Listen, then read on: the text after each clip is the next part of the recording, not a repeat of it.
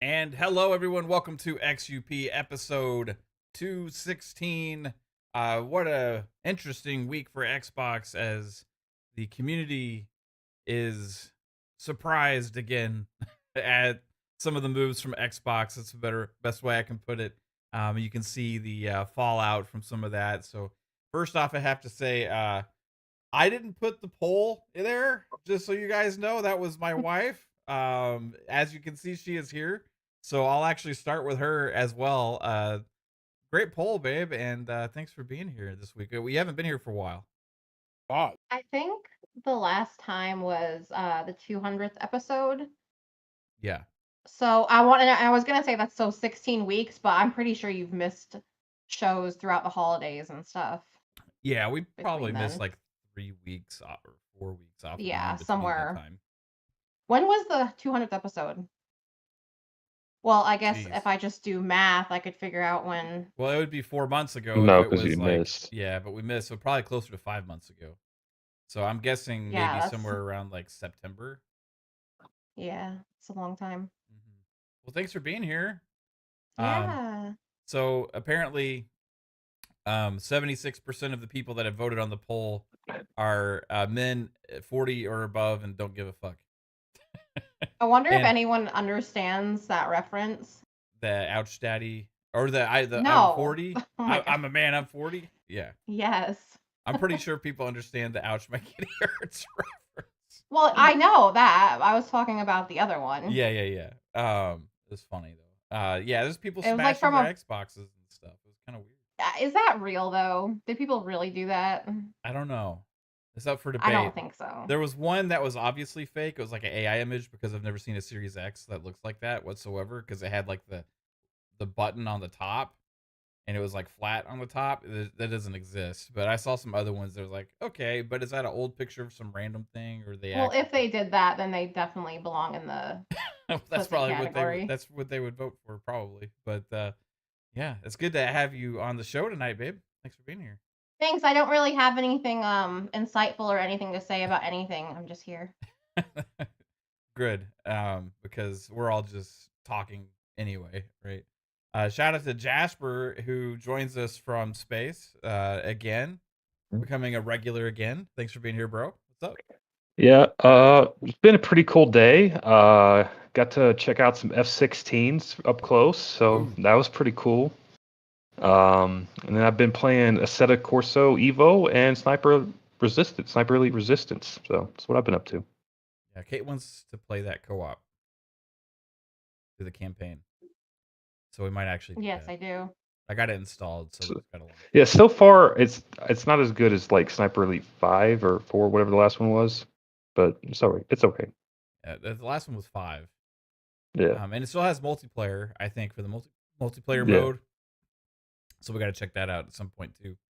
Then we got the one and only Fuzzy Belvedere. What's up, Fuzz? What's up, everyone? Glad to be here. Man, been seeing some meltdowns on social media as of late, but they'll be all right. You know, just hop on Forza and have some fun, and anybody that's Team Blue, just outrun them. Just make sure you got a better setup, and everything will be fine. No, but it's been great. I'm playing, and we'll probably get into it later, but playing a little bit of Tokyo Extreme Racer and stuff. Got 2 cars I'm pretty happy with right now. Tunes, I'm still getting used to those. I haven't screwed around with the gearing on transmissions yet, but nitrous does not seem to last. And it is a grind till you get to the nitrous, so it takes a while. So, Yeah. and I probably lost a lot of sleep that I will never get back, but that's okay. That game is fun. But glad to be here with you guys. So yeah, we're gonna have some fun tonight. Yeah, we'll definitely talk about some TXR later too, because Pong got to try it for the first time as well. So how's it going, Pong? What's up, man? Glad to be here. Sorry everybody, we missed last night. Miss you guys for PM in the PM.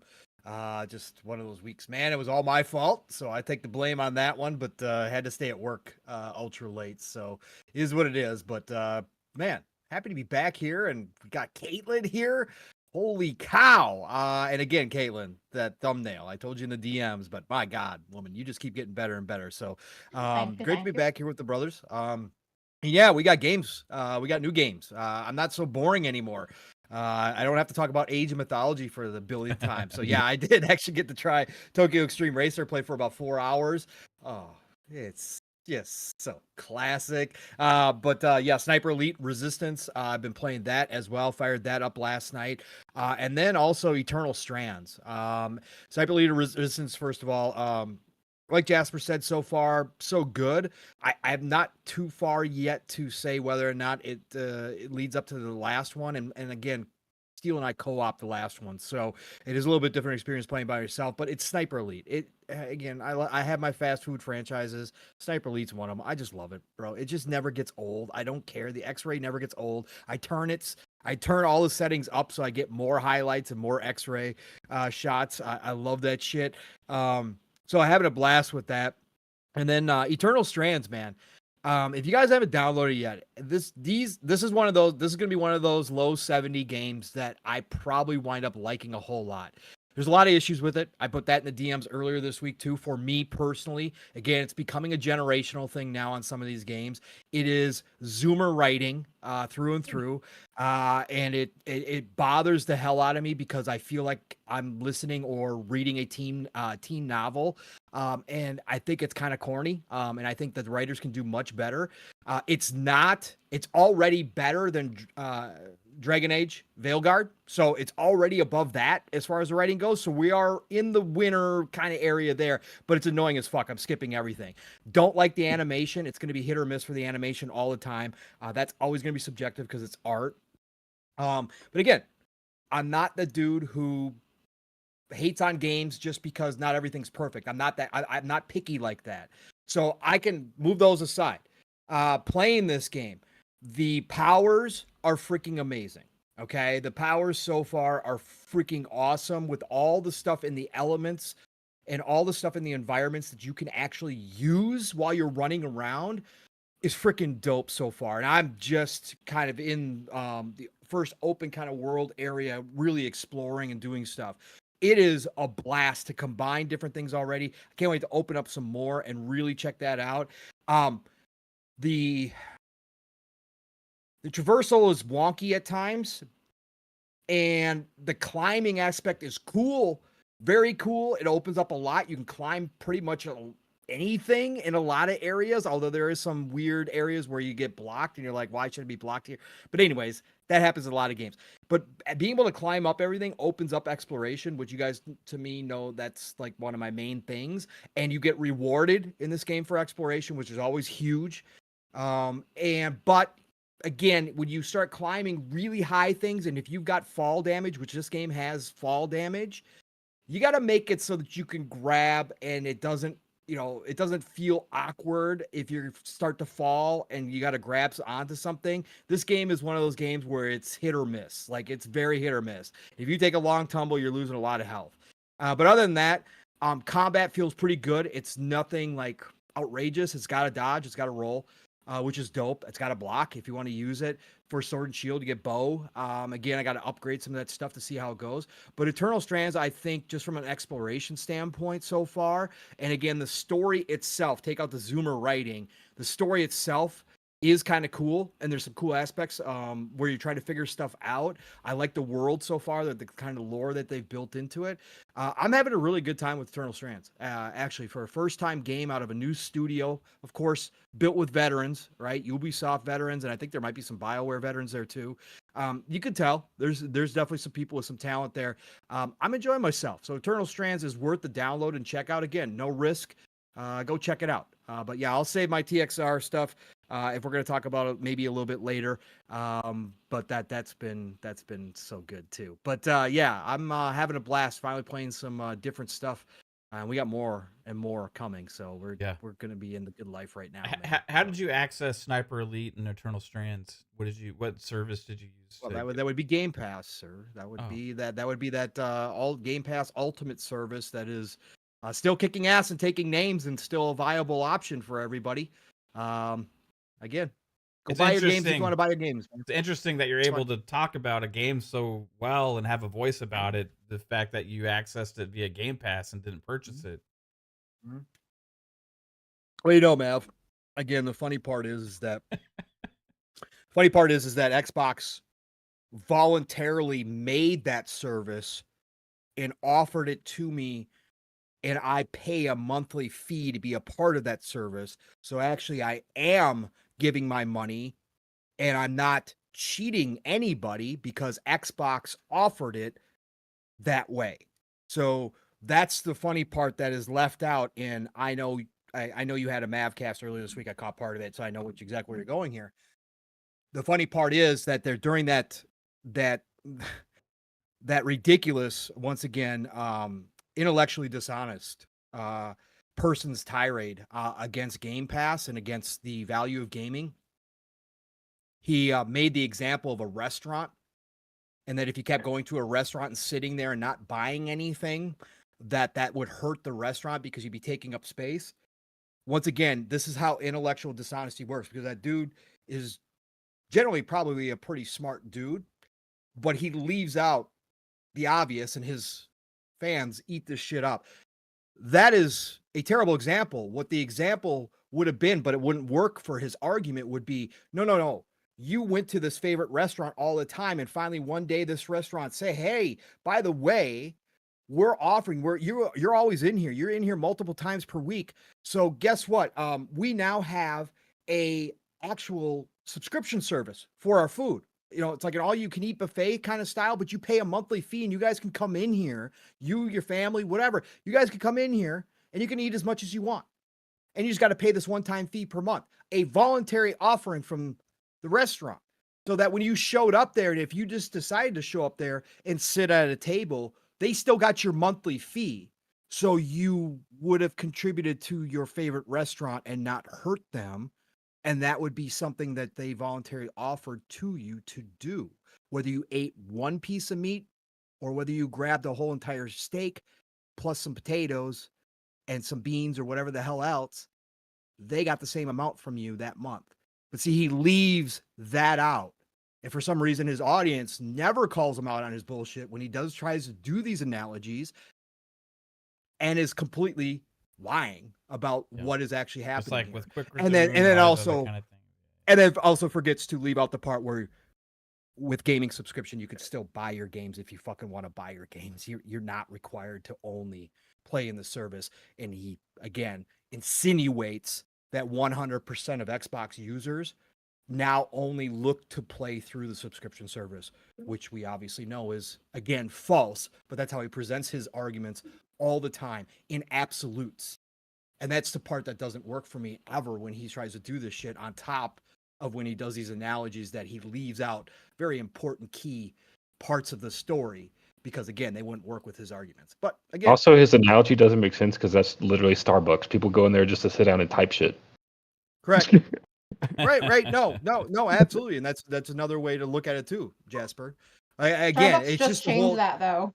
It's the whole fact that, again, everybody acts as if this Starbucks wasn't expert. voluntarily offered, and that we don't pay money into this service, whether we play any games out of that service for a month or not. We have contributed to that service. That's how it works. And not everybody is grazers like us, but there's been plenty of months where I only touched a game or two out of Game Pass. Okay. And I didn't get any new games from Xbox, but they still got their same amount from me. And this is the part that, again, they never talk about, or they act like doesn't exist. And, well, again, yeah, the other part where they talk about money and stuff, and they say $20 a month and blah blah blah blah blah. Well, we're paying $10 a month for multiplayer. If you want to go based on that anyway, which you do on PlayStation also, right? Unless you get 12 months in advance or whatever. And if you're actually taking advantage of deals and stuff, you're getting your Game Pass for cheaper than that anyway. But the real thing to do would be compare the difference in price between the baseline and the difference. So for access to day and date games, it's an extra $10 per month, right? As opposed to $20 per month, which they always use in their analogies as well. Because I guarantee you they're paying for PS Plus Essentials as well for their cloud saves and for all that stuff. The difference is which I was trying to make a point on my show on Mavcast was, well, you're attacking Game Pass because it's offering more and giving people actually more value. But there's all these companies that have subscription services across multiple platform holders, multiple publishers, different big tech companies, different storefronts. Tons of them have subscription services, but Mav, you real- decide to Mav, go after real- the one that gives the consumer the most value. It's kind of strange. Real quick, he didn't even know that EA Play offers a day and date. Yes, I version. know. Yeah. Okay, this is again. People have started calling him a tourist, and in a lot of ways, he is. A lot of ways, these people all are. They either started gaming during the PS3 era, or they have become so snobbish in the way that they play games that they dismiss every other way to do things or every other gamer if they're not doing exactly what they do, right? And that's the funny part. So again, you're talking about a subject of subscriptions. He acts like he knows better than everybody else. It's okay if you don't know everything. Again, I will just come out flat out and say I don't know, or I forgot, or I'm probably mistaken, or whatever. But he doesn't do that. He acts as if he's done all this research because this is his livelihood. This is what he does on a daily basis. Why he begs for subscriptions, right? Is because this is his money. This is his job. And we've had this discussion. Buy our in the beans. DMs also, right? We've had this discussion in the DMs also, Matt. Some of these people, this is all it is a job. They don't have the actual passion that they claim they do, like some of us who come out here and do it for nothing, right? Because we just love it. But you're going into this conversation acting like you've done all this research and you're going to have these high level conversations that only you can and that other people don't. And he calls other people intellectually dishonest on his show. But then he doesn't even know the basics about the other subscription services that are offered. And then when somebody brings up music and movies, he dismisses it and just simply says, yeah, but those mediums have already moved past. Those mediums all long ago moved to that service, so they don't count. Well, that's where Microsoft and Xbox think that gaming is going, right or wrong. That's where they're not the only company that thinks that either. Correct, and they're not the only ones thinking that that's a potential. But he just dismisses that, like it's not relevant. Well, again, back in the day, if you were really up to speed on everything, you could think back to yourself when you were first introduced to Netflix on the Xbox 360. And everybody laughed at it and thought it was a joke because it was shitty ass quality. Some people had a great time, obviously movie night and all that kind of stuff. But most of us never thought it was going to become the status quo. Like none of us thought at that point that physical media was going to go away because the quality wasn't up and because the internet was so hit or miss everywhere. Like you just don't think out that far. But look at us now. But again, he just glazes over that, right? And just dismisses it with a wave of his hand. Because again, it just doesn't fit his narrative, but he claims that everybody else out here does that. He claims that everybody else out here is just propagandists, and he is one of the few that actually have real conversations. It's just fucking here, bro. Well, just fucking on that note, everybody, hey, buy my batteries. No, I'm just kidding. To be transparent, hey, these were sent to me. These are from Mupoer. I think that's how you say the name, but these are pretty awesome. But we've been using them in the house, and you get 3,600 milliwatt hour lithium ion batteries. So there's a link below in the chat if you want to learn more about them. But you get 30 plus hours of playtime. You get this cool travel case you can take anywhere to go, and we love them here. My daughter hasn't even had to change her batteries yet. So throwing that out there. All right, moving on. Everybody, Forza. Did we get Fuzzy's intro? Yeah, we got Fuzzy. Oh, okay. Yeah. We just kind of rambled on about some of the nonsense that's been going on. We didn't have PM in the PM last night, so I want to talk about it. Yeah, I will say that you didn't ask what I was playing. Oh, what do you? Well, I know what you're playing. That's probably what I didn't ask because I don't even think to ask. Yeah. But tell everybody what you're playing. Balatro. Yeah.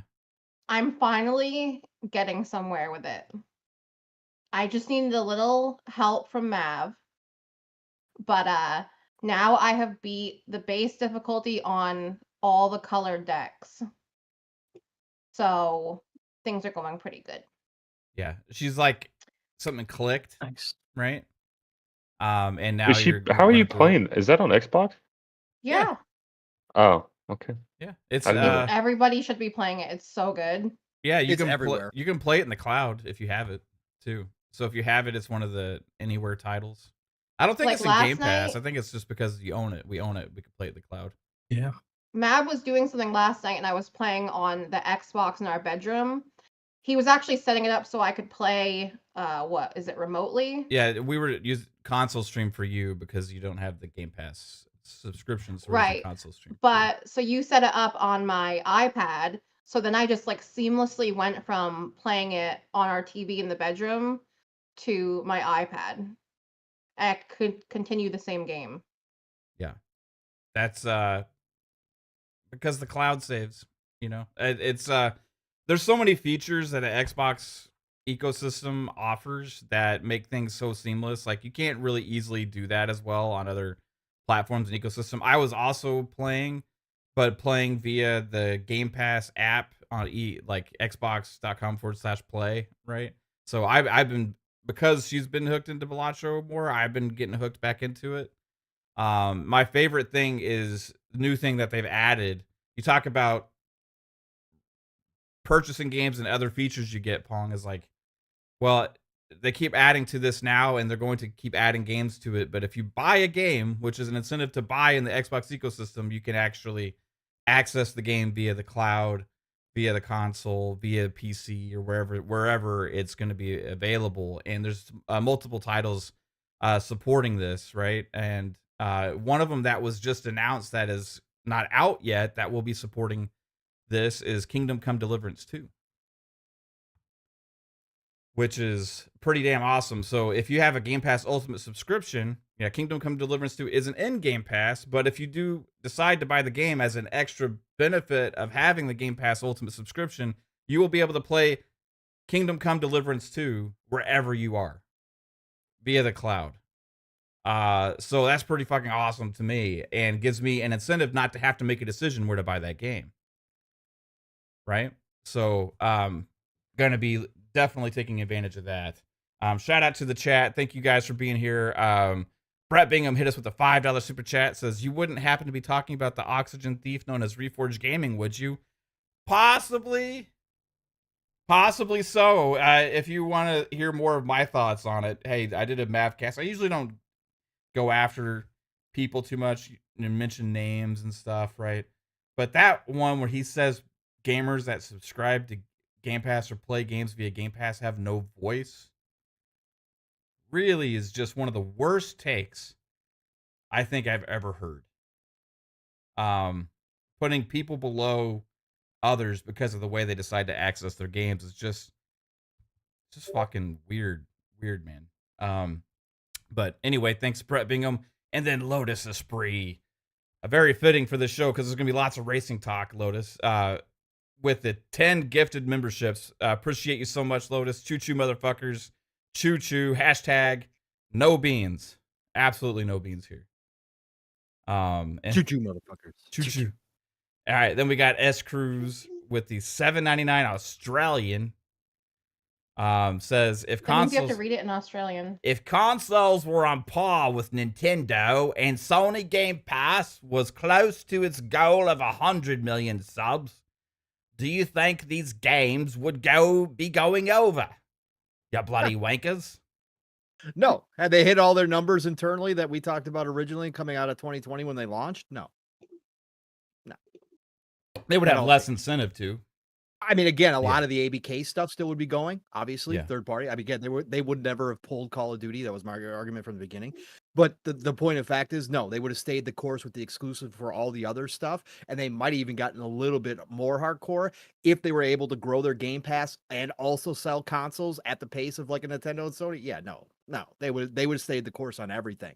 And they would have gone for the number one mark because Phil's comments about no matter what we do, we're never going to get somebody to sell their PlayStation to come to Xbox. No matter what, we're never going to have a game, a 10 out of 10 game that does that. I think that would never have been said, and I think they would have gone for that, piece of the pie. I think the console space would have still been a priority at that point because they would have been gaining stuff elsewhere. Obviously, if they're going to hit 100 million subs, yeah, you're gaining elsewhere too. So then they would have probably looked at it like, we can do this all, and they would have stayed the course. So my 2 cents. Well, so let's rip the Band-Aid off, right? To the surprise of many, but not necessarily. There's one aspect of this that surprised me a little bit. I've already discussed this in the past, and did not surprise that Xbox would want to do this whatsoever. But here we go. Forza Horizon 5 was officially announced. It is going to the PlayStation 5. Was it announced for PS4 also? That's a cross-gen on Xbox. Is it or is it not? It is cross-gen, but I didn't hear anything about PS4. Anybody in the chat know if it was announced for PS4?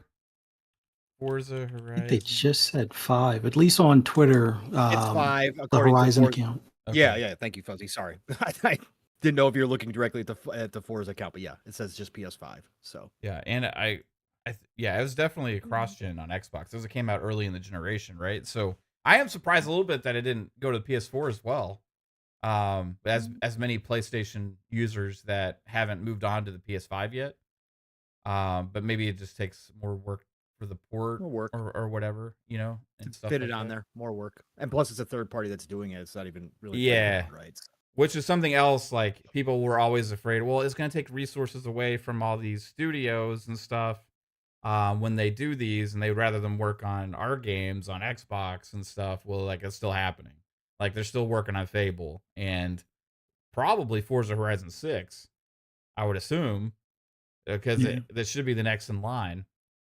We'll start with Kate. How do you feel about Forza? You actually like Forza Horizon, right? Mm-hmm. You played quite a bit, and do you care? I don't care. Why would I care? I don't know. Or did it make you want to take your Xbox outside in the street and take a sledgehammer to it? No. Why? I mean, maybe people care because, like, for what it means, like, for things that I know nothing about, so I can't speak to that. Right. So, but yeah, I mean, it doesn't bother me. Well, I was trying to, like, I think for people, like, it seems like a pride thing, or like a identity thing. You know what I mean? It doesn't necessarily affect. You said it, not me. Jasper, what do you think, man? Ouch, Daddy, my kitty. No. I really don't give a fuck.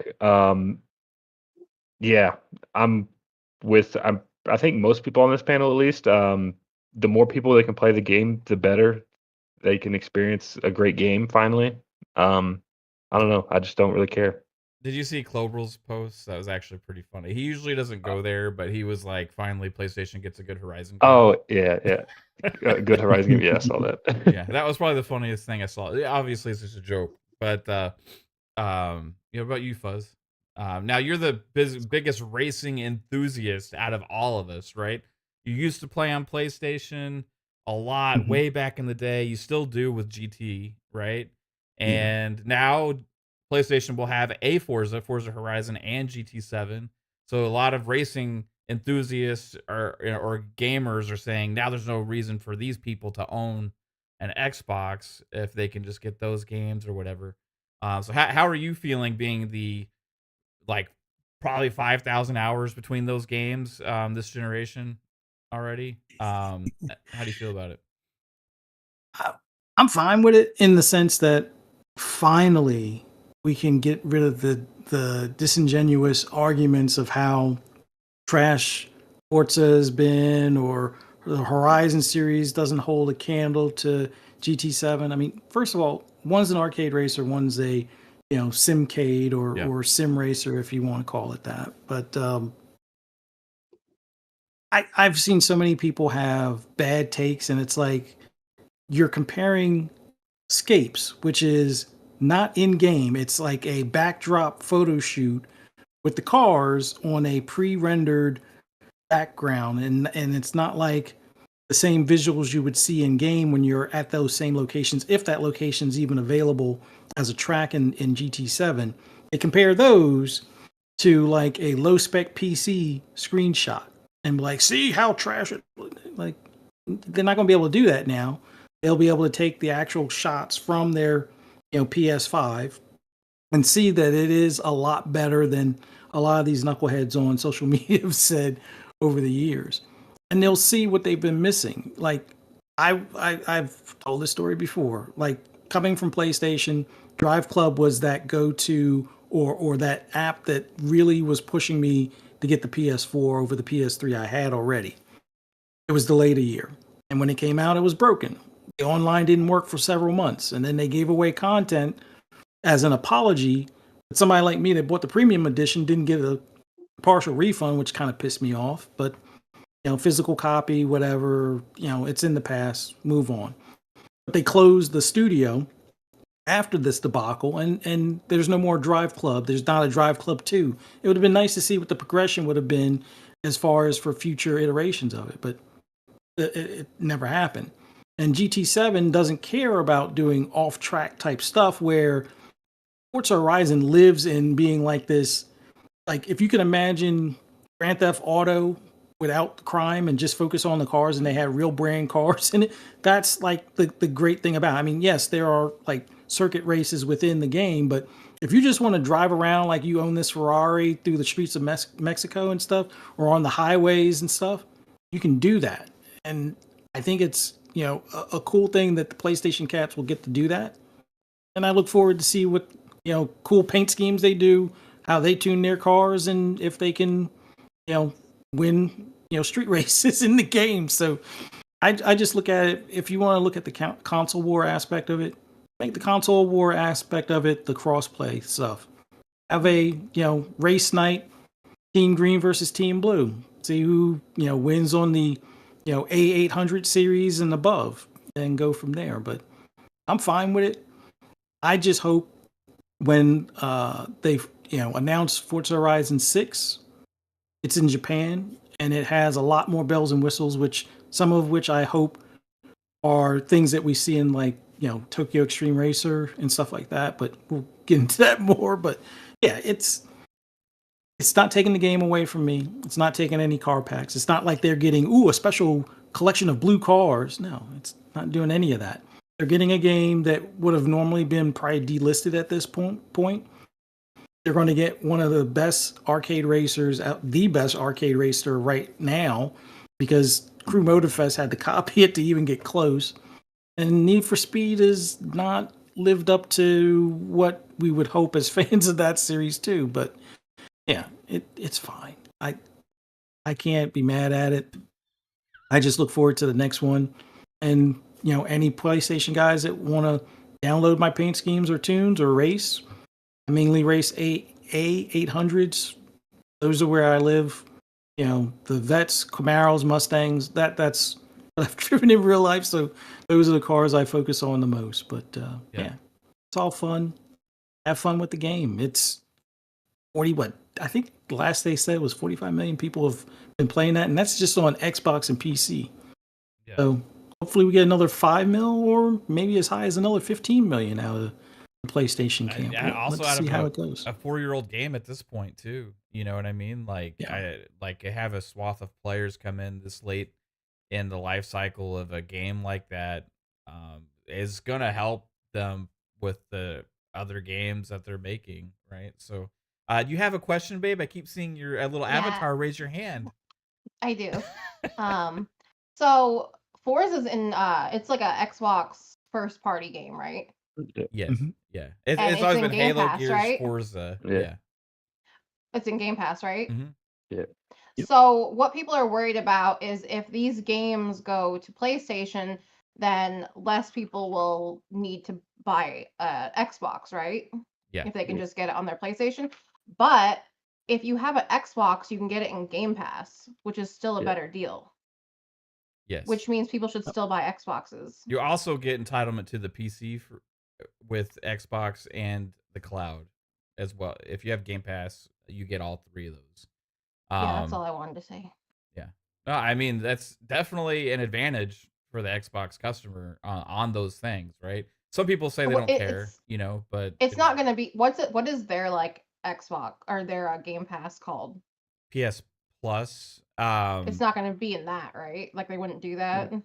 No, I mean they could eventually if they got money enough from PlayStation to do it. I mean, I guess But Bethesda games have went in there, yeah, but but Bethesda stuff's been in there. But that would require PlayStation to offer them a buttload of money to put it in their service. So it depends on if they're willing to do that. I mean they've done it with other games before, like the Bethesda stuff. I don't know if ABK stuff's ever been in there or not, but it's maybe like not a Spyro or some shit. But yeah, I don't yeah, know. yeah, some maybe stuff like that, right? Maybe like a Crash, Yeah. stuff like that. It'll be interesting to see what they do, over time, because I think one thing that we see is the relationships kind of are becoming more like symbiotic with PlayStation and Xbox, less rivalry between them. And I was like listening to Xbox 2 earlier, and they're talking about how they kind of rely on each other. Some people say, well, Xbox needs PlayStation, right? And well, you could look at it, well, PlayStation needs Xbox if everybody's playing their games, and that's what the games that they're spending money on. You know what I mean? So at some point, there's less of a rivalry there. I think ultimately what happens is people still just play where they prefer and the ecosystem that gives them what they want. And the argument that they have is like, well, if they have all the Xbox games and all the PlayStation games, why would anybody want an Xbox console? Well, there's a lot of features and advantages, and it doesn't change the experience. If you're already an Xbox customer, there's not anything different for you, right? Would it make you maybe more interested in a PlayStation? Maybe so, but you would also be giving up Game Pass for that reason, and you'd be also spending more money, which in turn Microsoft's fine with that too, because you're still buying the games, right? So it's kind of like a weird, give and take, disadvantages and advantages to both. But yeah, Pong. Something else I was wondering, like Forza Motorsport, like that's the one that would be even more intriguing because that's more of a direct competitor to GT7, right? As opposed to Horizon. Horizon's more games of servicey, it's like more arcadey. They don't really have a good answer for it. I think the closest thing to it would be Crew Motorfest, right? Correct, And but the something Lego like game too. Forza Horizon is known kind of by many as the best racing game this generation, right?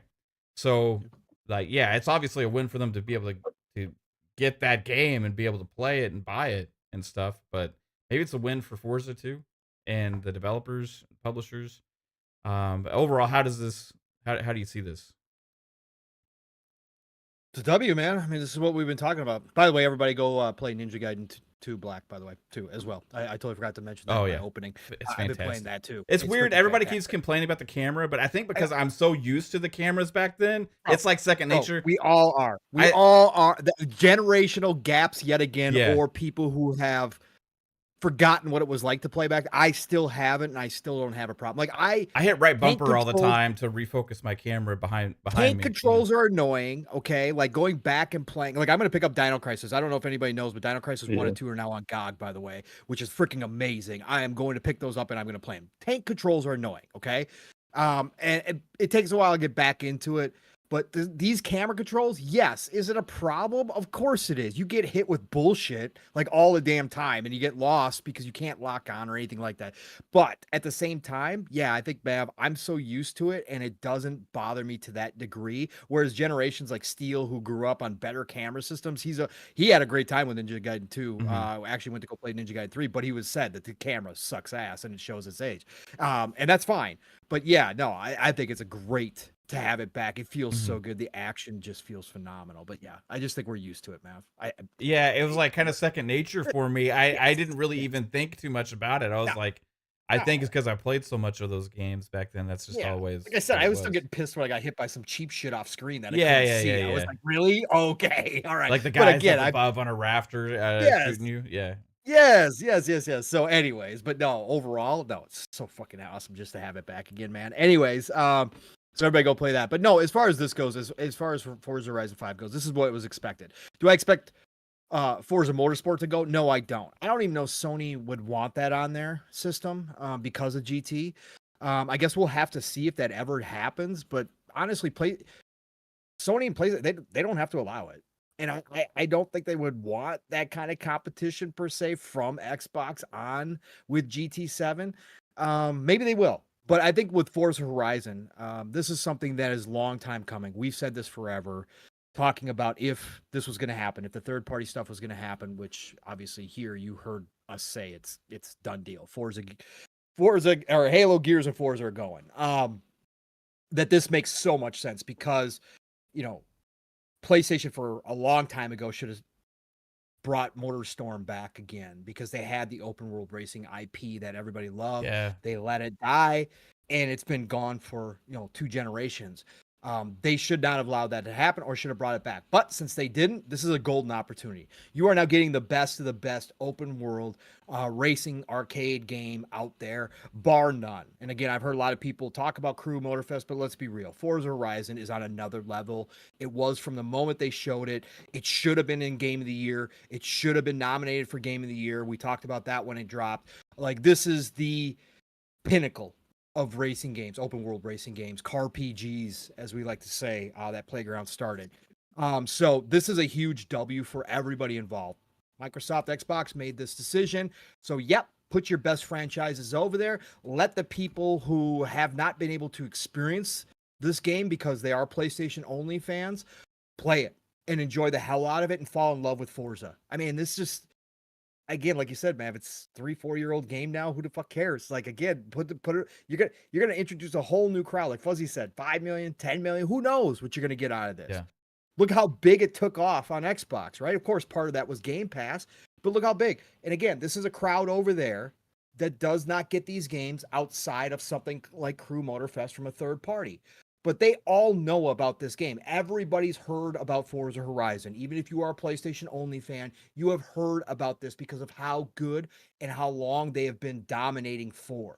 And to have that finally drop on your console of choice, to have it show up with pro enhancements and all the good shit that you guys brag about over there, if you have the pro, fuck yeah, why would you not go buy this game? And you've seen it. Again, the frauds out here, the people that for years said that it's all slop over on Xbox, they were all fucking lying the entire time. We always said that it's all just this big circus clown show over there. All the clowns are going to wake up and fucking make their purchase and buy Forza Horizon 5 because, again, of it being the pinnacle, the best of the best open world car PG, whatever you want to call it. This is what you do this is the game you go play to experience that from one of the best developers in the world in Playground Games. So yeah, man, this is a big moment. I'd love to see this. I wonder if they got plans to bring it to Switch too. If they can get it on the Switch too. I think it should go everywhere. And I think the more people that experience Forza Horizon, maybe this extends the licensing. Maybe it doesn't, Mav. I know I heard you arguing that it's weird. That's the other thing, is like, how does it? Okay, so the two questions I had, my first initial reaction, Pong, was like, okay, cool. Like, this was always a possibility. Mm-hmm. I see that it happened. What does this mean for the licensing, right? And what does it also mean for Forza Horizon 6? Correct. That's my two first reactions. I'm not like, oh, fuck, those PlayStation guys get to play my game. No. It was like those two things. I'm really genuinely curious because it's 4-year-old game. Generally, Forza Horizon's always been on like a 3-year cycle, but it had changed with Forza Horizon 5. It took a little bit longer for that one. And now we're 4 years from this, and with maybe getting this game in the 5th year, maybe 2026 for Forza Horizon 6. And what does that mean for the length of the license on the game? Because usually it's like a couple years and it gets delisted. I think Forza Horizon 4 was delisted last year, right? Correct. So that was probably 8 years of life. Yeah, that was a 2017 game, right? Yeah. So 6-7 years of life, whatever it was. Yeah, somewhere in that neighborhood. so 7 years for that. Yeah. We're already 4 years in now with this, right? So it doesn't make sense to me to really necessarily put a game on a storefront that's like such a big thing that's going to be delisted in a couple years. I mean, they But could also maybe they just do. discontinue or take out some of the cars that they lose license for. Or And I that just mean, shut down the whole again, we game. also get to play it, so it's not like it goes away. Yeah, So yeah. like, They're you know what I'm counting on saying? a It's bunch like, of upfront sales. Yeah, yeah, yeah. yeah, yeah, that's what you're gonna do, and that's what you're gonna get. And again, it excites the fan base for The Forza next Horizon one. 6. Now, 6, I mean, I guess technically it depends when that's gonna launch, but we're hearing it's pretty close that we could be getting an announcement. It might be next year that we're getting Forza Horizon 6. If that's the case, cool. I don't know if that'll be day and date. Like maybe that's a year, then maybe that'll be one of those, 6 months to a year out when they bring it Mhm. over to PlayStation 5. But you'll have everybody that just purchased Forza Horizon 5 over the past, 2 years or so, all excited. And again, that's going to just open up so much more opportunity for Playground, and like it's going to be so much more money coming into the system. Again, we're past the exclusives. Everybody wants to rehash this shit every time this goes on. Everyone wants to talk about it. If you're upset, again, I get you and I don't blame you for your purchase that you wanted validated through exclusives that you were promised. However, we're long past that now. It is done. The facts are the facts. This is the case. Xbox is going to be bringing in a lot I more. mean, I will say with this, like, I feel like a lot more people were in the acceptance phase on Twitter. Yeah, but they weren't. And again, there's a lot of fraud. There's a lot of fakes just trolling too. There's a lot of people just looking for clout. Again, the broken Xboxes were all fake. Again, I can't believe people fall for this shit every fucking time. But whatever. Again, there's a lot of people out there just faking this outrage. But there are people legit, again, upset for their company promising them something that has turned out to be false now that they've changed this direction. But again, overall, like we've talked about, this could be massive. Like the Forza Horizon 6 launch, if you're introducing new fan bases, they get it on PlayStation 5. Let's say they also get it on Switch too. You're talking about what Forza Horizon 6 could do on top of what we saw happen on Xbox and PC. Holy shit. You're going to talk about maybe 50, 60 million people playing Forza Horizon, and that's going to be a massive amount of sales on PlayStation and Switch.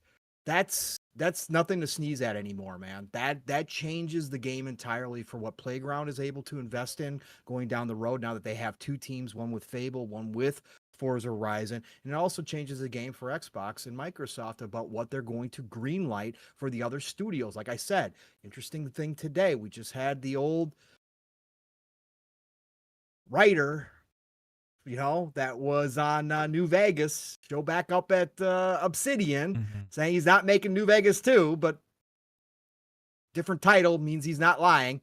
I think that we still see those single player games without the monetization, without the need to have a bunch of battle passes and stuff being greenlit by Microsoft and Xbox, because all these other studios that are putting their games everywhere are going to be making a massive haul off some of these franchises that have been missing from these other places. So Yeah. can't wait to see it, brother. Can't wait to see it. It's interesting too. Like PlayStation, like we heard from Shuhei Yoshida himself say that they're having to do director's cuts, remasters, remakes, putting the games also on PC, later, hoping people double dip as well, and as a way to help fund their future games, right? Like using resources and all that kind of stuff to do those things, where Xbox is using resources to put the games on on PlayStation and Switch later, or sometime maybe in the future they'll be day and date as well, right? But that's also another way to help support the games. You know what I I mean, mean? I think eventually they will be day and date. If you just look at the way they handled like PC, like initially, like Xbox games, like for 3 or 4 years, was like, it will come to PC like a year or two later, and now Yeah. it's day and date. Everything's on PC. Yeah. So I think it just takes time for them to adjust to that cycle of making games for PlayStation. Yeah, just in recent releases, there's been several former exclusives that were on PlayStation go to PC, right? So it's and that's going to continue to happen. I think like Ghost of Yote will probably even have a shorter window, and it'll just keep shrinking and shrinking, especially with the moves at PlayStation Now, the change ups that they just had with Hiroki Totoki now being appointed the CEO of Sony Group, and Nishino, I forget the first name, now over Herman Hulse. They were kind of co-presidents over Sony Interactive, Well, let me be clear, Mav. It's been reported wrong everywhere. This is not a demotion, Mav. This is not a demotion. Okay, it was just reported wrong from the beginning, everybody.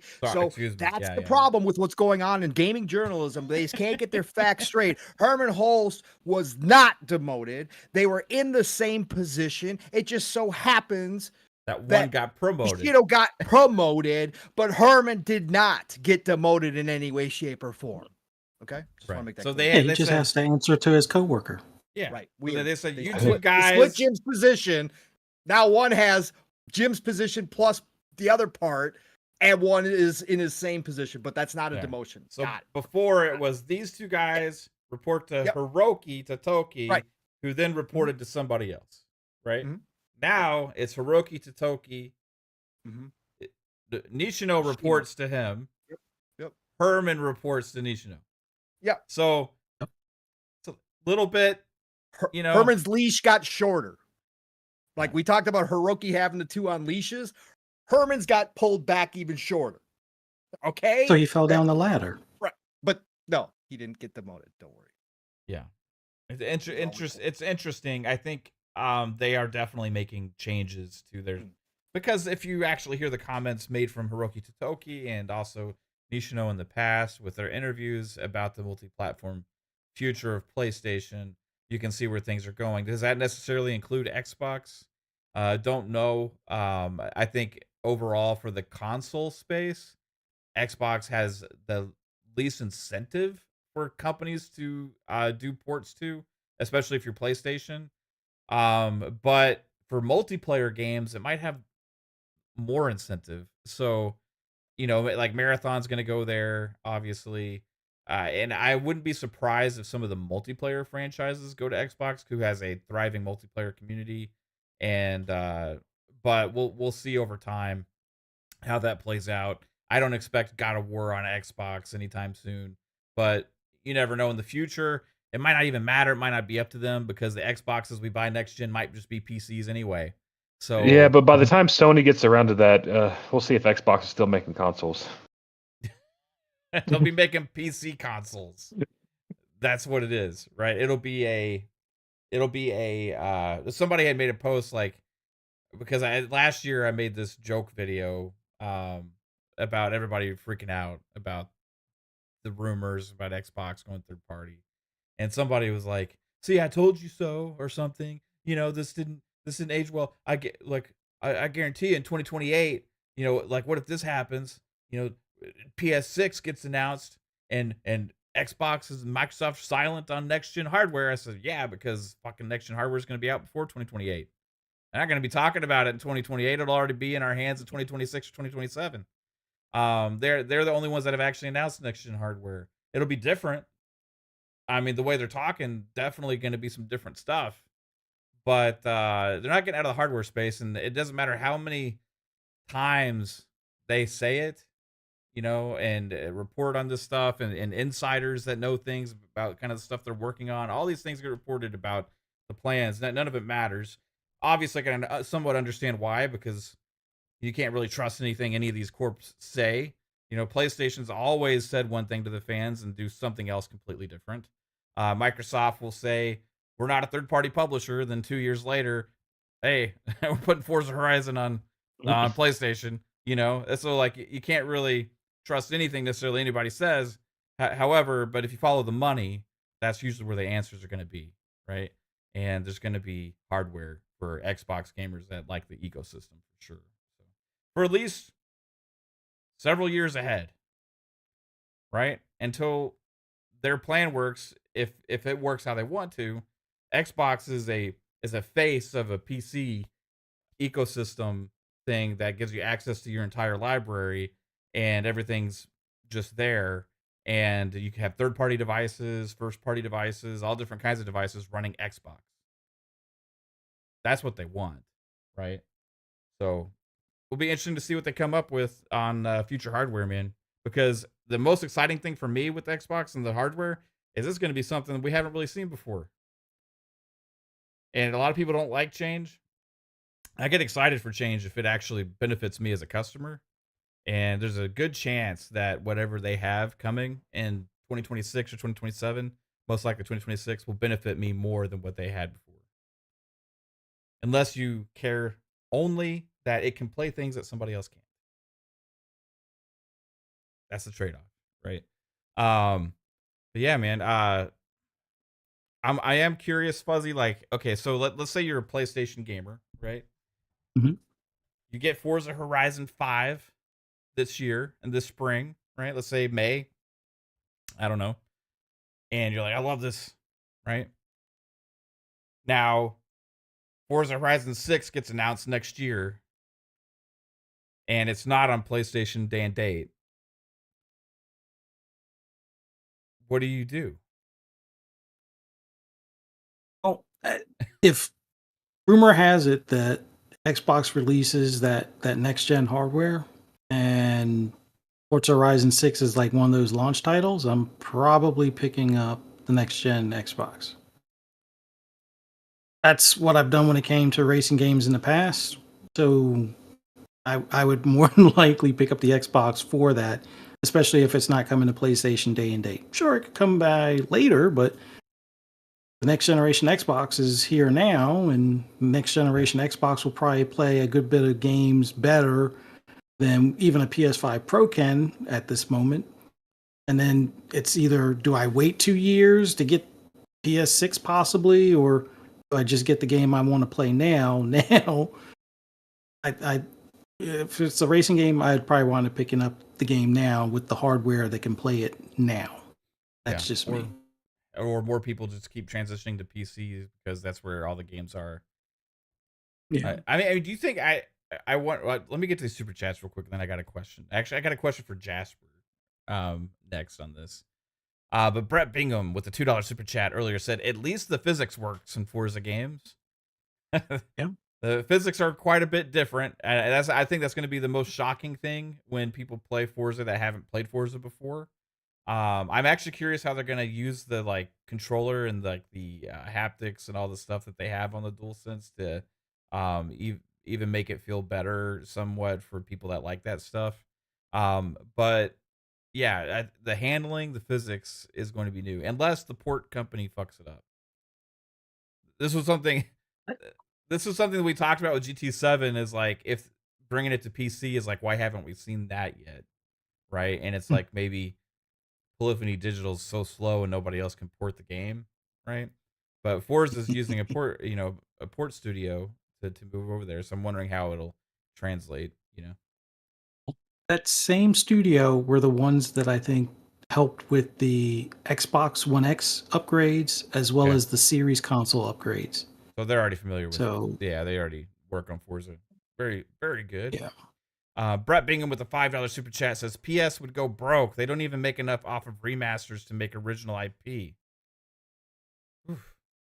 Interesting, Brett. Maybe. I mean, they're profitable now, even after losing billions of dollars on wasted games of service cancellations somehow. But and maybe it's because of all this other shit that they've been doing. Yeah, I don't know what the hell's going on there. Brett Bingham with 5 says, "What are the odds that if Motorsport goes to PlayStation, that Sony kills Polyphony Digital? What the fuck does we need this shit for? To Toki probably.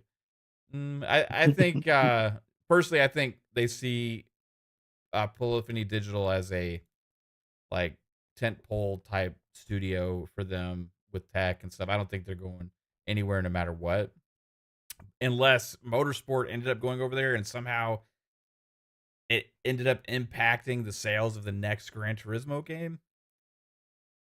Like I don't know, but the only big fault with Polyphony is they are so fucking slow to do anything. But yeah, I don't think they're going anywhere. GT8 and 3030 or 2030. Yeah, probably. I mean, that's not a.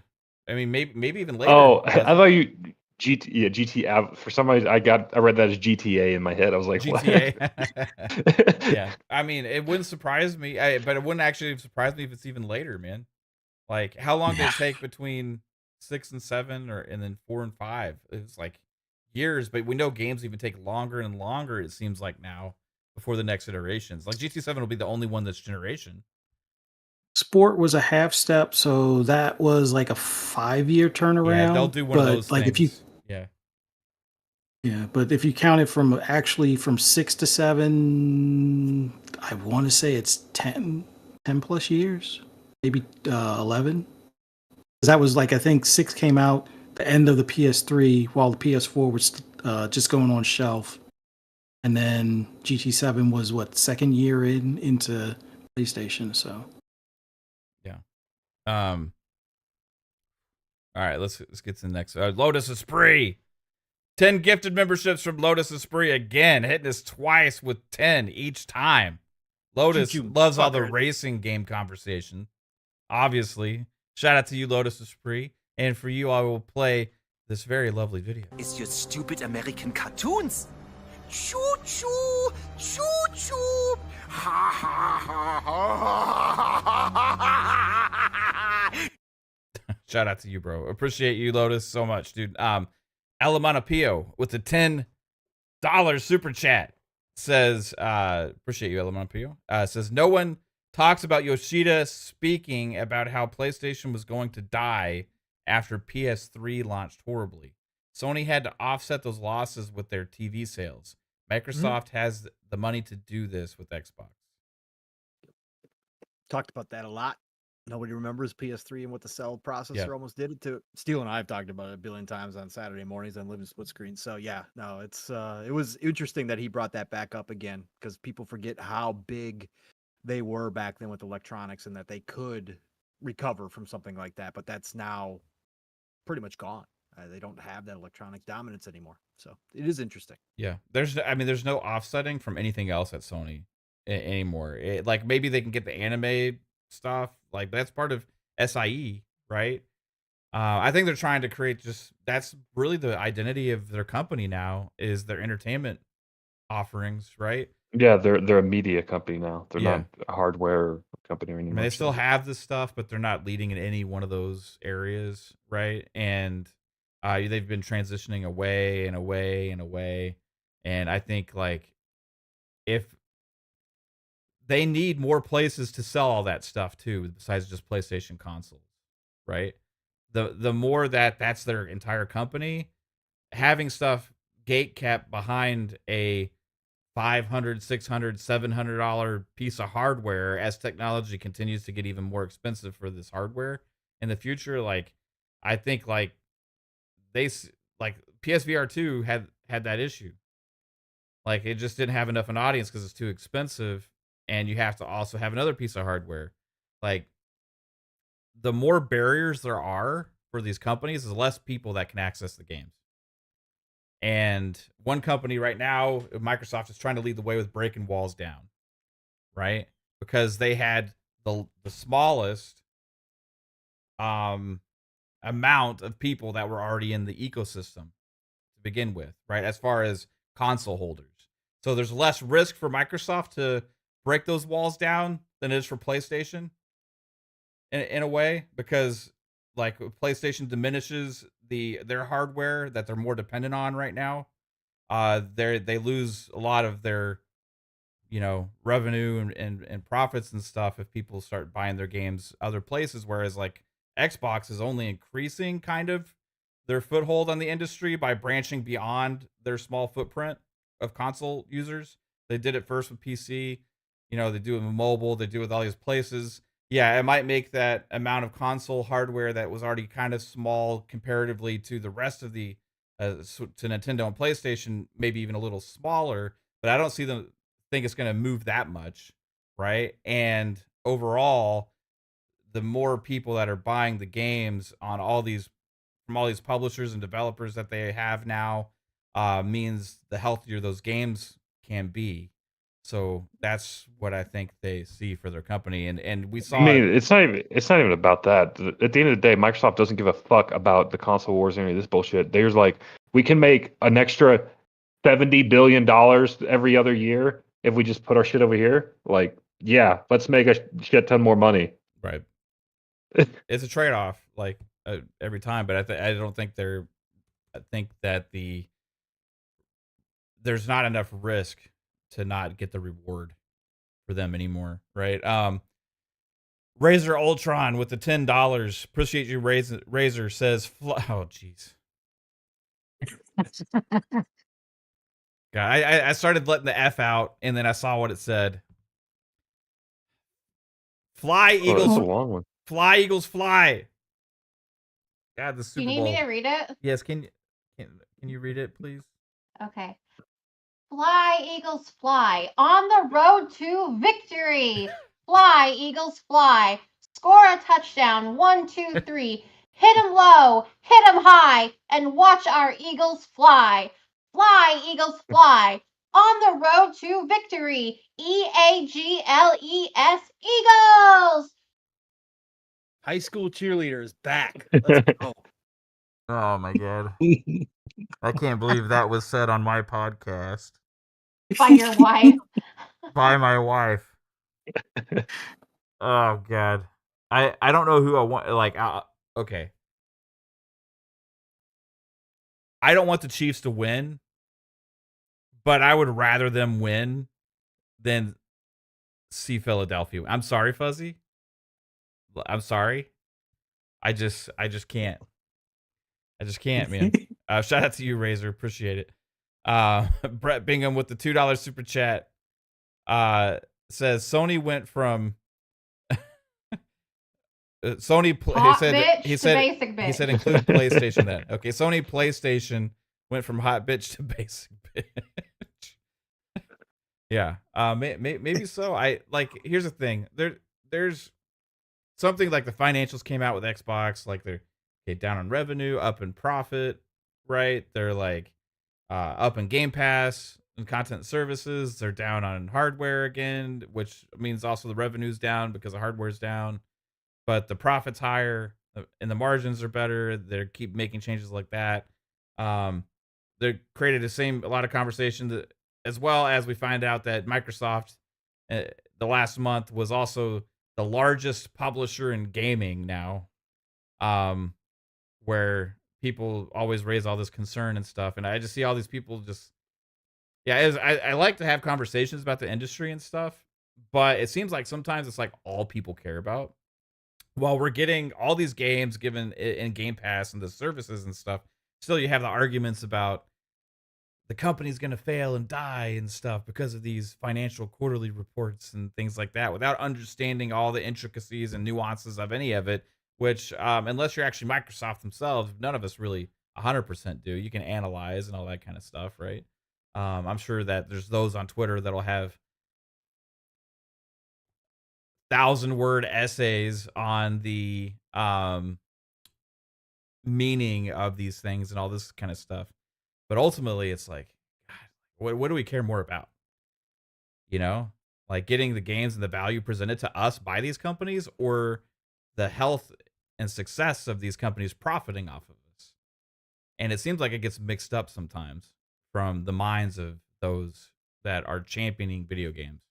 But anyway, Brett Bingham with a $5 super chat. Appreciate you again, Brett. Said, if Sony is a true media company now, then why put it only on PlayStation?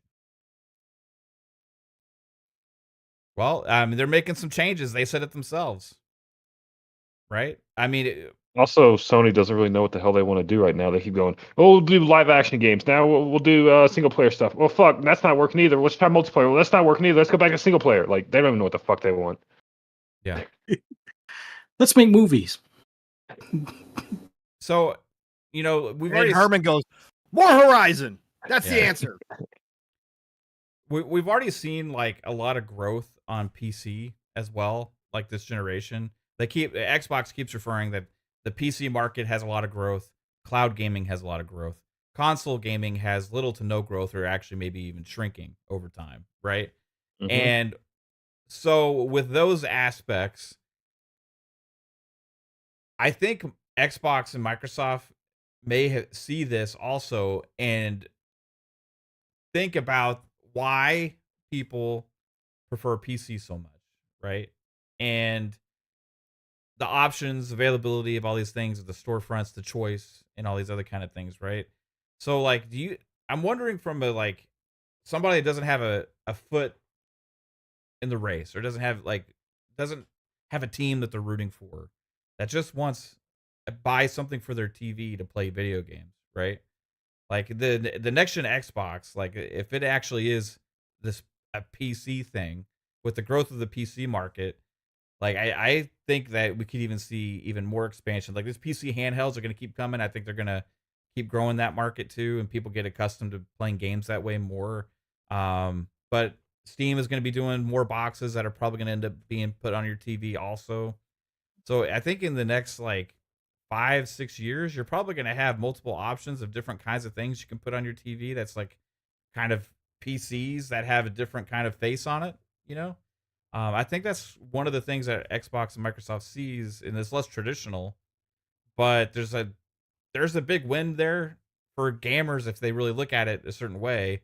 Um, and I'm wondering if Microsoft sees the growth there and understands that's one of the things that consumers like, and is maybe their gateway to get their boxes on more TVs next gen. Yeah, I mean, also at the same time, like I'll be honest, like I 100% thought the handheld computers, the little like Yeah. ROG Ally and shit. I think all that's dumb because like you barely get any like the performance to like price ratio is like whatever. It's just not that great of an experience for me. But you have the new generation of iPad kids. It's easier for them to understand a little handheld thing because they grew up on tablets. Like it's easier for them to get into that ecosystem. Whereas like my generation and you grew up on consoles. It's like it's just not the same. It doesn't. They just want something that they can take around and fucking brain dump off of or brain rot off of. It's like I don't know. Yeah. It's just a different generation, and that's the new market now. Yeah, I think that market's growing up and going to have a lot more money. You know what I mean? Yeah. So as we get older, it's interesting. They obviously always follow the money, right? So, but yeah, I don't know how much. Like, Pong? How much do you think exclusivity is going to matter in 5 years? To Nintendo, it's still going to matter everything. Nintendo, yeah, for sure. I mean, it has its place. This argument is always crazy to go through. Yeah, because it does have its place, right? Again, we still don't know if which way the crystal ball is going to, bounce, right? We don't. Again, Microsoft and Xbox are betting big that it's going to bounce one way. I mean, is it possible that Sony carves out their space and kind of like this in between, like we've talked about, between what Xbox is doing and what Nintendo does, and the kind of this in between, and finds a sweet spot where they keep that big console base that they have, because they do have a nice big console base. And if next generation with the PS6 they start matching these numbers again, then you got to say they're kind of in that Nintendo sphere. Then they can play this game with the PC. They could go day and date on PC, but never really take most of their games, 99% of their games, to Xbox or to Switch. They could do that and survive, I guess, if they got a couple hits out of their games as a service as well. So I think it's hard to say in 5 years what exclusivity is going to mean for. I mean, obviously Xbox is going to almost completely ditch it, but I think that it's still going to have its place. I think that people never talk about it, but there's exclusivity on PC. There are games you can only get on PC, right? Tokyo Extreme Racer. We're about to talk about exactly. it. Yeah. That's what I'm saying. Like, people always never think about that because so many games are Yeah. released on PC. But that is going to become a bigger factor because we did see the growth in the PC market, right? The growth in the PC market is now outpacing consoles and everything else right now. There are going to be more and more converts as the PC market grows, where people do leave, their consoles behind and move to PC. So I think for the PC space, that's going to be an interesting spot where we start seeing people discover the fact that there are a ton of exclusive games that you can't get anywhere else. But I think overall, I think it's going to be Xbox completely, ditching exclusivity for the most part. I think there's still going to be games that are only on Xbox and PC. Again, we've talked about that. And I think that you're going to have this mix with PlayStation, and then you're going to have the old school Nintendo still doing it completely. So I can't say that exclusivity is going to be completely gone, because you're going to have a company that relies on it completely for their market. And I think that's so it's still going to have a place. Yeah. Especially, Nintendo is is so different than the other companies. You know what I mean? Right. And they're going to be doing their thing kind of alone, like they always have for I think a long time. But it's It'll be interesting to interesting. watch them though too, because again, the costs for their game production, because the power is going up in that Switch 2, the costs for their games are going to start to creep up as well. We talked about this, man. Like they again, they're nowhere near what Xbox and PlayStation are doing, but still, this leap that they're going to have in the Switch 2, their games are going to cost more if their developers are going to start pushing that system harder. Just because back in the day they didn't have the power on the Switch to do it, so they got away with all that old school shit. Now you're going to see their developers have competition from more third-party developers putting their games on the Switch 2. Their developers are going to be pressured a little bit to use everything that new Switch 2 has in the box to produce something a little bit different. Not everybody's going to give a pass to Zelda, looking the same if as it did on the original Switch. If it comes out that way on the Switch 2, people are going to start having some questions. So I think those costs are going to start to rise with Nintendo. Nintendo's going to feel that little bit of pressure like PlayStation. Yeah, started to but at last the year. same time, like I feel like a lot of the inflation of costs for games nowadays, especially on the West side, is more of like a culture thing. 'Cause, like you work 4 out of the 5 days a week. You have to have a It is. 7-hour lunch break. Whereas, like I feel like that Eastern culture is still like heavily work focused, and But Japan is taking on more and more of the West. China is showing the way. Korea still is staying out of it, but Japan's starting to take on more of the Western traits in some ways. We've seen this, Jasper. Some of their games are starting to take on a lot of it, and I think some of their development costs are creeping up there as well. But I get your point. You are Yeah. right. It is a different work culture, generally speaking, over there still. So yeah, you might be right. I'm just saying that it's going to be interesting because Nintendo's going to start feeling it. They're not going to be able to make $20 million games anymore. Like they're going to start to get up there, right? It's just going to happen naturally. But anyways, we'll see. Yeah. But like Nintendo's going to make more money too off of third-party Yes. games this generation Correct. than they did before, because a lot of the big ones are just going to be able to start going over there. The sports games, all these other kind of things will be able to have more regular versions as well, like when they go over.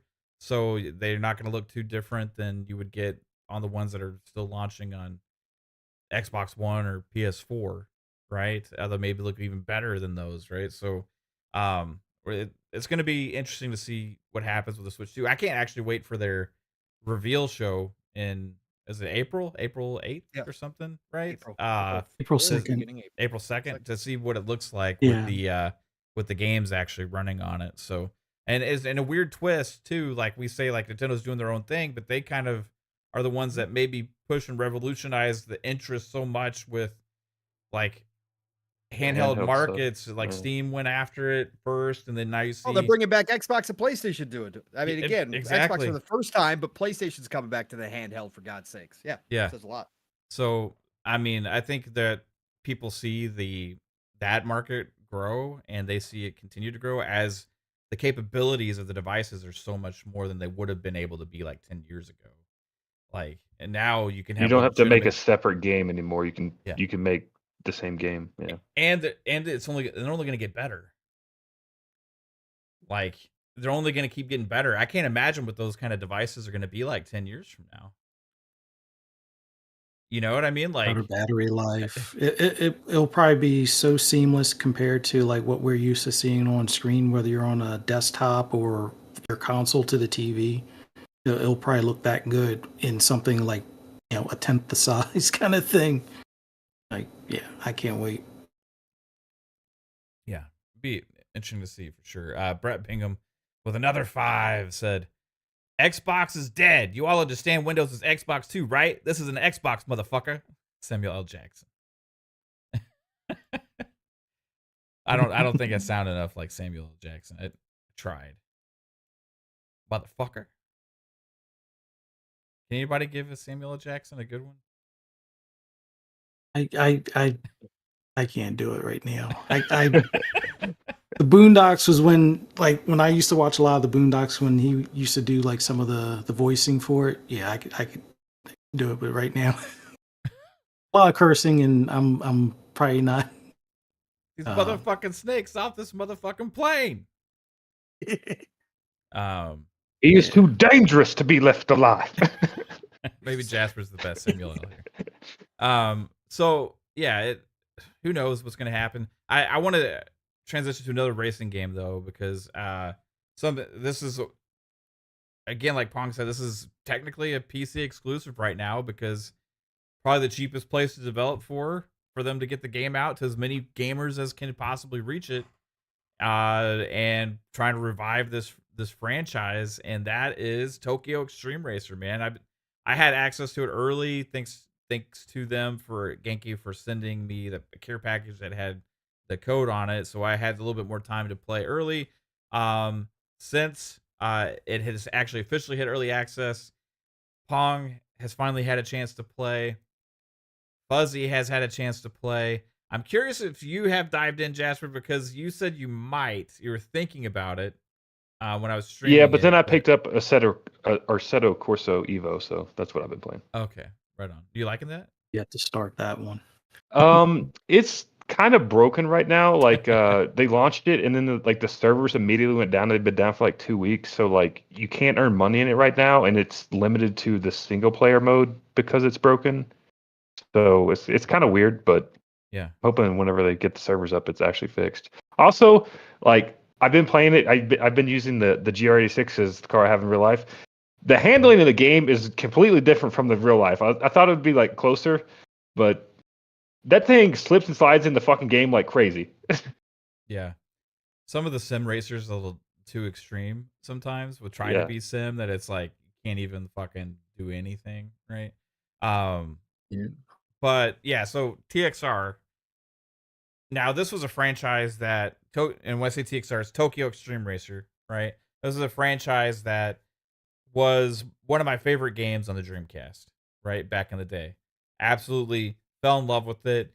There was a sequel, maybe two. I can't remember for sure. It was so long ago. And then it just kind of disappeared, right? It was always it wasn't ever the most popular game, for sure, but it was one of the most fun racers, and was very unique in a lot of ways. There was nothing else really like it out there, but it definitely scratched the itch back in the day during I would say, the heyday of the tuner era, for street racing and like Fast and Furious, all these other kind of things were going on back then. There was a crazy scene in Dallas and stuff that I would partake in back in the day. And it was like TXR that kind of brought this feeling to life in a lot of ways. And also sense of car ownership, of like having pride in the car that you spend a lot of time with, upgrading it and getting used to it and all that kind of stuff. So it came back, and I've been having a blast with it.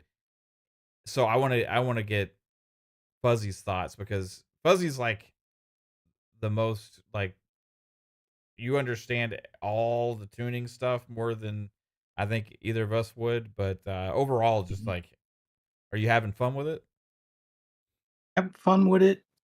I haven't got to the point where the suspension for the camber and offset are to my liking, so I guess I got a lot more grinding to do. Looking forward to when I can do that on the suspension. Right now I can do height, I can do the shocks or the coilovers as far as the dampening and all that, so that's good.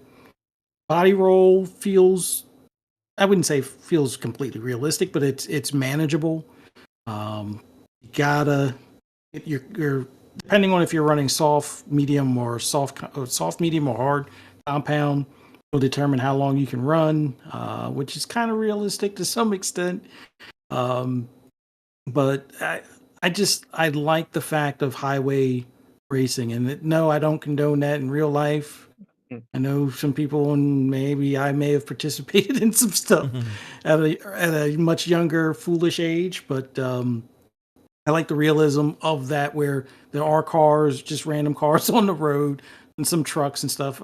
Maybe some more variety, but I can excuse all that until like when they do the 1.0 release. So I'd like to see more variety of cars on the highway, like the pedestrian cars and stuff. But it's just fun, dodging in and out of traffic, using the traffic as a block or a pit for the person that's trying to pass you, kind of deal. The fact that you can pass on the shoulder if the shoulder lasts long enough when you come up on merge, things like that, which I've seen people do in real life. Sometimes to their advantage, sometimes to their detriment. But it's just fun for now. But it is a longer process than a Forza Horizon as far as getting to part upgrades and bonus perks and things like that. Like Forza Horizon compared to this, you will probably have 10 times the garage size. And in like for every hour that you play a Forza, I would say it's probably closer to 5 or 6 hours in this game.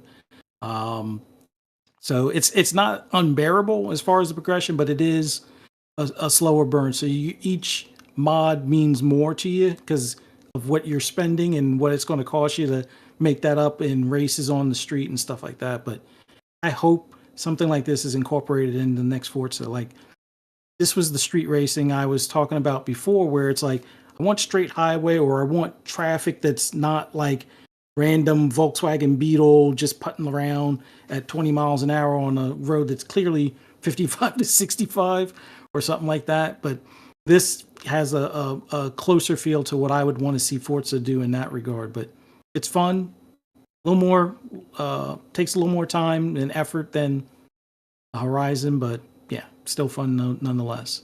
Yeah, man. How many hours you got in it, Fuzzy? I looked, it only says 9, but it feels like it may have been more. Oh, okay. Or no, it's like close to 10. It's like 9.8 or something like that. So, but Do you I think played. have you like got most of the stuff like done? Like, are you like almost towards the end of it, you think, or? I still got to get some of those bosses. Like there's some roaming bosses that are like way too like it tells you haven't completed something to race them. Like there's a level 21, what looks like a van or some sort the of pizza guy. Yeah, that like, motherfucker. I flashed my lights at him once, and it was like level 21. Like it says you cannot or you do not meet the standards or something like that. I was like a level 4, I think, when I saw or 5 when I saw him for the first time. Yeah, so I've got a good bit done, but I think there's 155 bosses or other drivers out there, and I'm probably at 65 or more. It's at least at the 65 mark. Like I know when I cross past where I only have like 100 left, and I'm digging into that. But yeah, it's fun. I want to get some other cars. Like there's cars that are further down the chain that I would like to have before the one I actually have now. Like I would have preferred to have one of the Evos or one of the STIs as opposed to the RX-8 that I have. But the RX-8 is doing great, so I can only imagine what these other cars are going to do. But I've already beaten some of those on the road, so I don't know. It just some of that feels out of sorts, but it's still fun. Yeah, right on, man. Now Pong has a history with this franchise, like I do. So, from your perspective about bringing it back, like how did they do? You think? Yeah, I think they did fantastic. I think that's the general sentiment that was reading up until I got to play it. And it's exactly how I feel too. Is it perfect? Of course not. But I think the general sentiment that most people said, Mav, is that like it's the modern racers are all great for a variety of different reasons. It depends which ones you're playing, right? And obviously Fuzzy goes into great detail and great lengths because that's his genre, right? That's his forte. And he can explain the differences between all of them. And it's great. It's fantastic. But there's something that's lost from the PS2 era, Dreamcast era type racers that I think those of us that were back then, like when we talk about the Need for Speed IP in particular, right, Mav? When we talk about like Underground, right, Underground 2, that kind of stuff. There's something that was Midnight Club. There was something lost from those racers as we've moved forward, and they still have not found it. Now they've done so many other things. Yeah, Underground 2 was like so good. Like I just loved like customizing the fucking car and shit in that game. Right. And again, to Mav's point, you also fell in love with a singular car or a couple cars, right? Whereas Horizon now, like Fuzzy always talks about collecting all the cars and all that's fantastic. Like I love having my Ferrari collection in Horizon, but it's not the same as back in the day. You fell in love with that one car and you customized the shit out of it. And you kept upgrading it and it allowed you to keep upgrading it and you could compete at any time with anybody. And it was just felt better to get to know that car and to live with that car or those couple cars. And also just back to the basics, like everybody can't it's funny, man, this and people are going to disagree because again, when it comes to actually being on the road and driving, just like art, it is all subjective. But there is something that was lost from that era where the cars just had this perfect balance of being floaty and yet still feeling like you were just on the edge of control and you would do something, pull something off in traffic. And it's specifically in Tokyo Extreme Racer when you're running like Fuzzy was talking about, and you get into some traffic and you're being chased or you're chasing that car and you make that cut that is just like, oh, God, how did I do that? Trying to time when to make the pass and right. like, can I fit? Can I fit between that car and the barricade? You know, and it just feels so damn good, bro. And this game, Genki, even though I would call this a AA game, like obviously it's not up to par graphically with all the current racer, all that kind of stuff. It brings back that original feeling. And then on top of it, when you do upgrade your car, you feel it instantaneously. Now, some games, modern games, do it very well. Other games don't do it well. This is exactly the way Tokyo Extreme Racer used to be. When you would upgrade your car, you felt that instant, okay, now I got to go beat some more motherfuckers because now I'm okay. I got you now. I got you now. And the ability, like I said, in this game to drive around. Some people are going to disagree. Shout out to brother Mike NLG. He hates this game from Dreamcast, gave it a terrible review because he hated driving on the same road over and over again. The nighttime highway racing just never gets old to me, but the fact that I can pull up behind pretty much like it's not any car, but a lot of cars and flash them and just take off on an easy race, even if they're easy, earn some money, earn some points, right? Earn some money towards that. That makes it while I'm driving around the same track and I'm going to get to one of the bosses or one of the gangs that I'm trying to defeat, I can race people to that point and be earning stuff all the time. And I do that. I love that loop. I love that gameplay loop. But they've also added enough here too, Mav, where it does feel like they've said, okay, what else can we bring into this? How can we keep people engaged to continue to want to come back to this? Because again, modern games do that better than the old games did. If you go back to the old games, they are very light. Yeah. Most of them on, that's things in game. Been my issue with this. Like just looking at it, it just seems like what's the thing to keep you coming back now? It's the loop, and again, it's an addicting Jasper, loop. Jasper, if you don't get it, I don't blame you. Like again, this is going to be one of those generational things. Well, I mean, I just bought it, so right. No, I'm just saying, if you wind up playing it though, if you wind up playing it and you don't get the same attraction to it that Mav and I have, or that you don't get that, I will totally understand. Because again, I think Steele, I can't wait to talk to Steele tomorrow because I haven't really talked to him about his experience. He was having some fun with it, but again, he was having some major issues with it. He was throwing out a whole lot of, oh, well, they should do this, they should do this, they should do this, and I'm going, no, because it's not TXR. Right. You've got other games. This is Tokyo Extreme Racer. Leave it. It's not supposed to be that. It's not supposed to be that game. But anyways, so I'm not going to sit here and say everybody, this is going to be a game for everybody. It's not. But I just think for what Mav and I, especially those of us that played Tokyo Extreme Racer back in the day, and what Mav and I were dreaming about if this were to ever happen, I think Genki did like 90% of it, Mav. And again, this is still early access. They're still tweaking things. Again, it's not perfect. Some of the bugs that are in this game that people are posting are hilarious.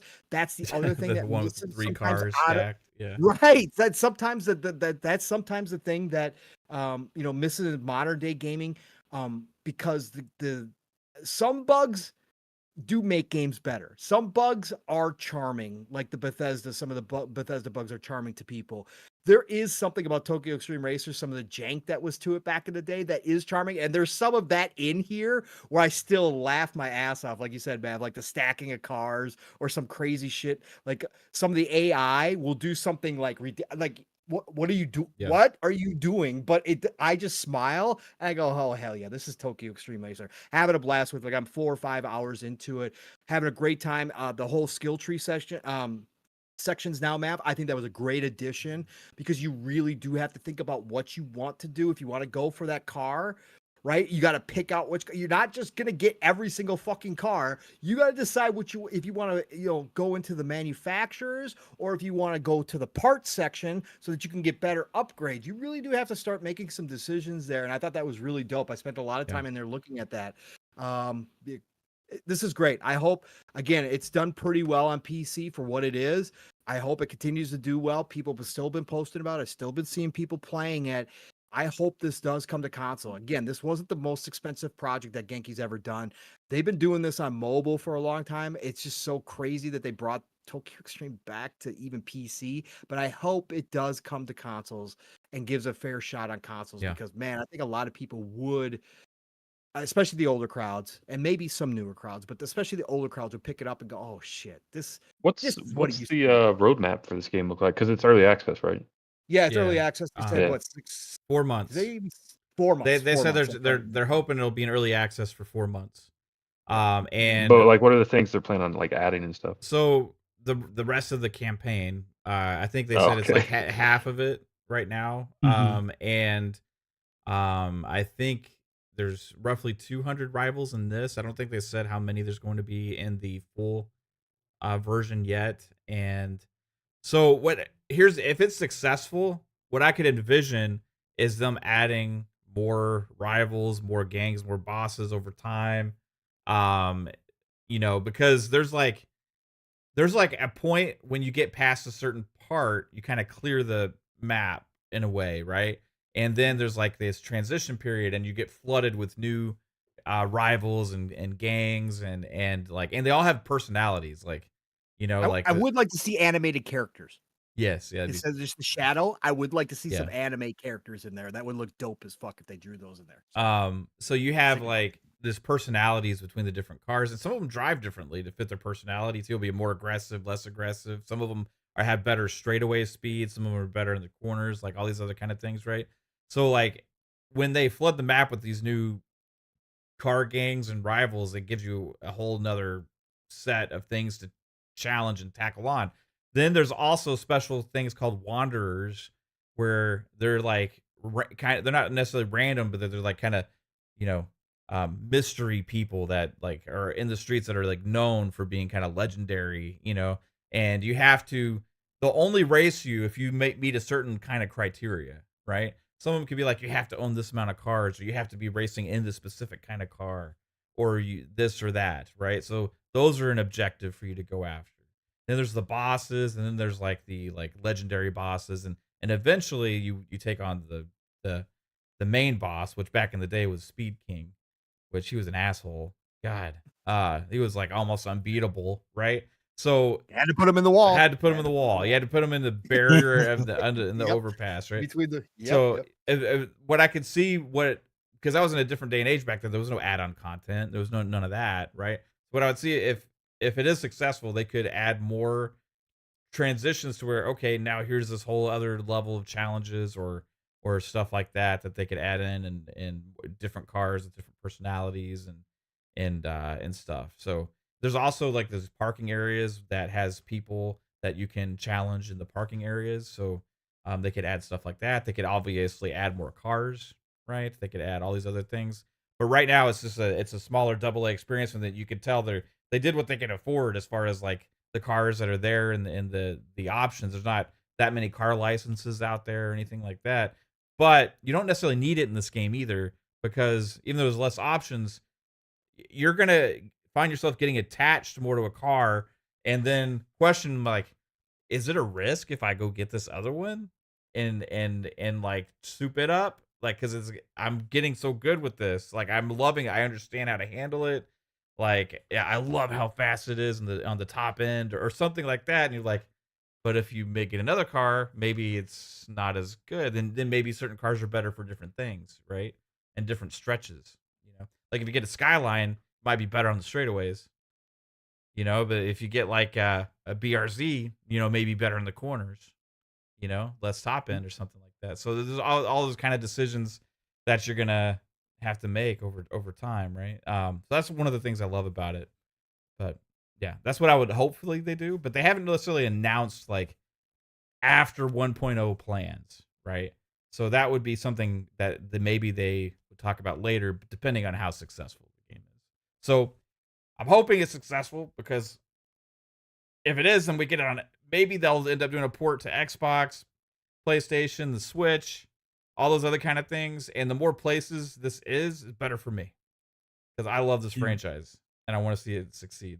That's why we're spending this time talking about a game that's on Steam and not on Xbox right now because I want it to be everywhere and it's freaking awesome, man. But Well, maybe some of the stuff that's in this game could make its way into games that are on Xbox. Like I said earlier, I really want to see some of this stuff integrated into Forza Horizon. Like, just bear with me for a minute. Imagine like you're racing gangs with your solo car, but you know how you have like the what do you call it? Like the drive clubs in Forza Horizon.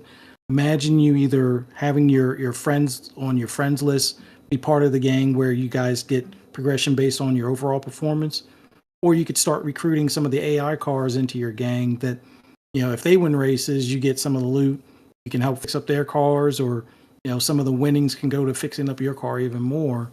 I mean, that's getting way into the weeds of things, but just imagining having the amount of licenses that Forza usually has in its Horizon games in this game. There's a nice mix of body kits and stuff between the two games. Like, I would like to see more body kits in both games, but what they have there is pretty decent. But having this as a mode, or just having this as part of the progression, which Forza Horizon did something similar with the Night Street race stuff, and you would get like the boss car at the end, but it wasn't like the earlier Forza Horizon was, or even like I guess PGR was to some extent. So yeah, I hope this game succeeds because then it's going to influence other games out there. Maybe even Need for Speed can take some notes from this as well. Yeah, there's something to that. It's something I've been a proponent of a long time. Fuzzy about like was one of my favorite things about the original Gran Turismos. The old school, like the first one I'm talking about, because it created that as well. Like it took a long time of you working with your car before you could finally afford to go get another one. And at that point, it's like, oh man, I'm attached, So like, there's something missing from like modern racers where they just throw cars at you left and right constantly, and it's just like, hey, pick which one you want to use for this race, and that kind of stuff, as opposed to like this like aspect of you're starting from scratch. You have nothing, you have the worst thing possible, and you actually have to work to get to where you want to go. And that's something that this game does better than any other racer I've played in a very long time. So they can implement that back to GT, back to Forza in some ways, I would be very happy. I'm wondering when we're gonna get Forza Horizon 6, and if it is in Japan. If it is, like, because that's what the rumors were last time. Remember, it ended up being in Mexico. As we all were hoping, hey, kids are gonna be Forza Japan. Something I think would be a twist on the Forza genre, Forza Horizon series, would be city highway racing added to it. But I mean, that's the thing. Horizon is never really done good as like city stuff. Well, I'm talking about if you, let's say you stick to the highways on the outside and you have like a festival entrance or exit to go to the festival in the city, but you stick to the highways like they do on TXR, then you can go outside of the city even to go into some of the other areas. Like just being able to see it with the graphics that they have in like Forza, to see the city lights and all that kind of stuff. And we know they can do it because they do it with the festival and how beautiful those are. But I could imagine just seeing fucking like Tokyo or something, or whatever city they choose, and having all those lights around the highway, the graphics with the cars and the handling of Forza Horizon, doing highway racing around there, and then going out to do your countryside racing as well, which would also be very beautiful in Japan also. And I could imagine the other thing Oh man, the mountain drift races you can have. Yeah. It just seems like it needs to happen, man. It really needs to happen. So I cross my fingers. But if they do it, hey, if you go to Japan, bring the culture of the cars along with you and make it an emphasis in the next Horizon. There's always kind of been a little bit the Forza games period, like more of a European flavor, a little bit. Mhm. With the cars and the licensing and a lot of the stuff that they do. Yeah, obviously they have Asian car brands and all that kind of stuff too. But Yeah. I would like if it is in Japan, I'd like them to see go more all out on those. And I'm talking about even classics from like I saw somebody driving a Supra today, like 99 Supra, uh, and it was all like stickers, it was like low to the ground. It had the spoiler on it. God, that looks fucking cooler than any new car that comes out today. And I bet it's so fun to drive, man. I bet it's so fun to drive. I like racing in those cars in games more than necessarily I even do like a Ferrari. You know what I mean?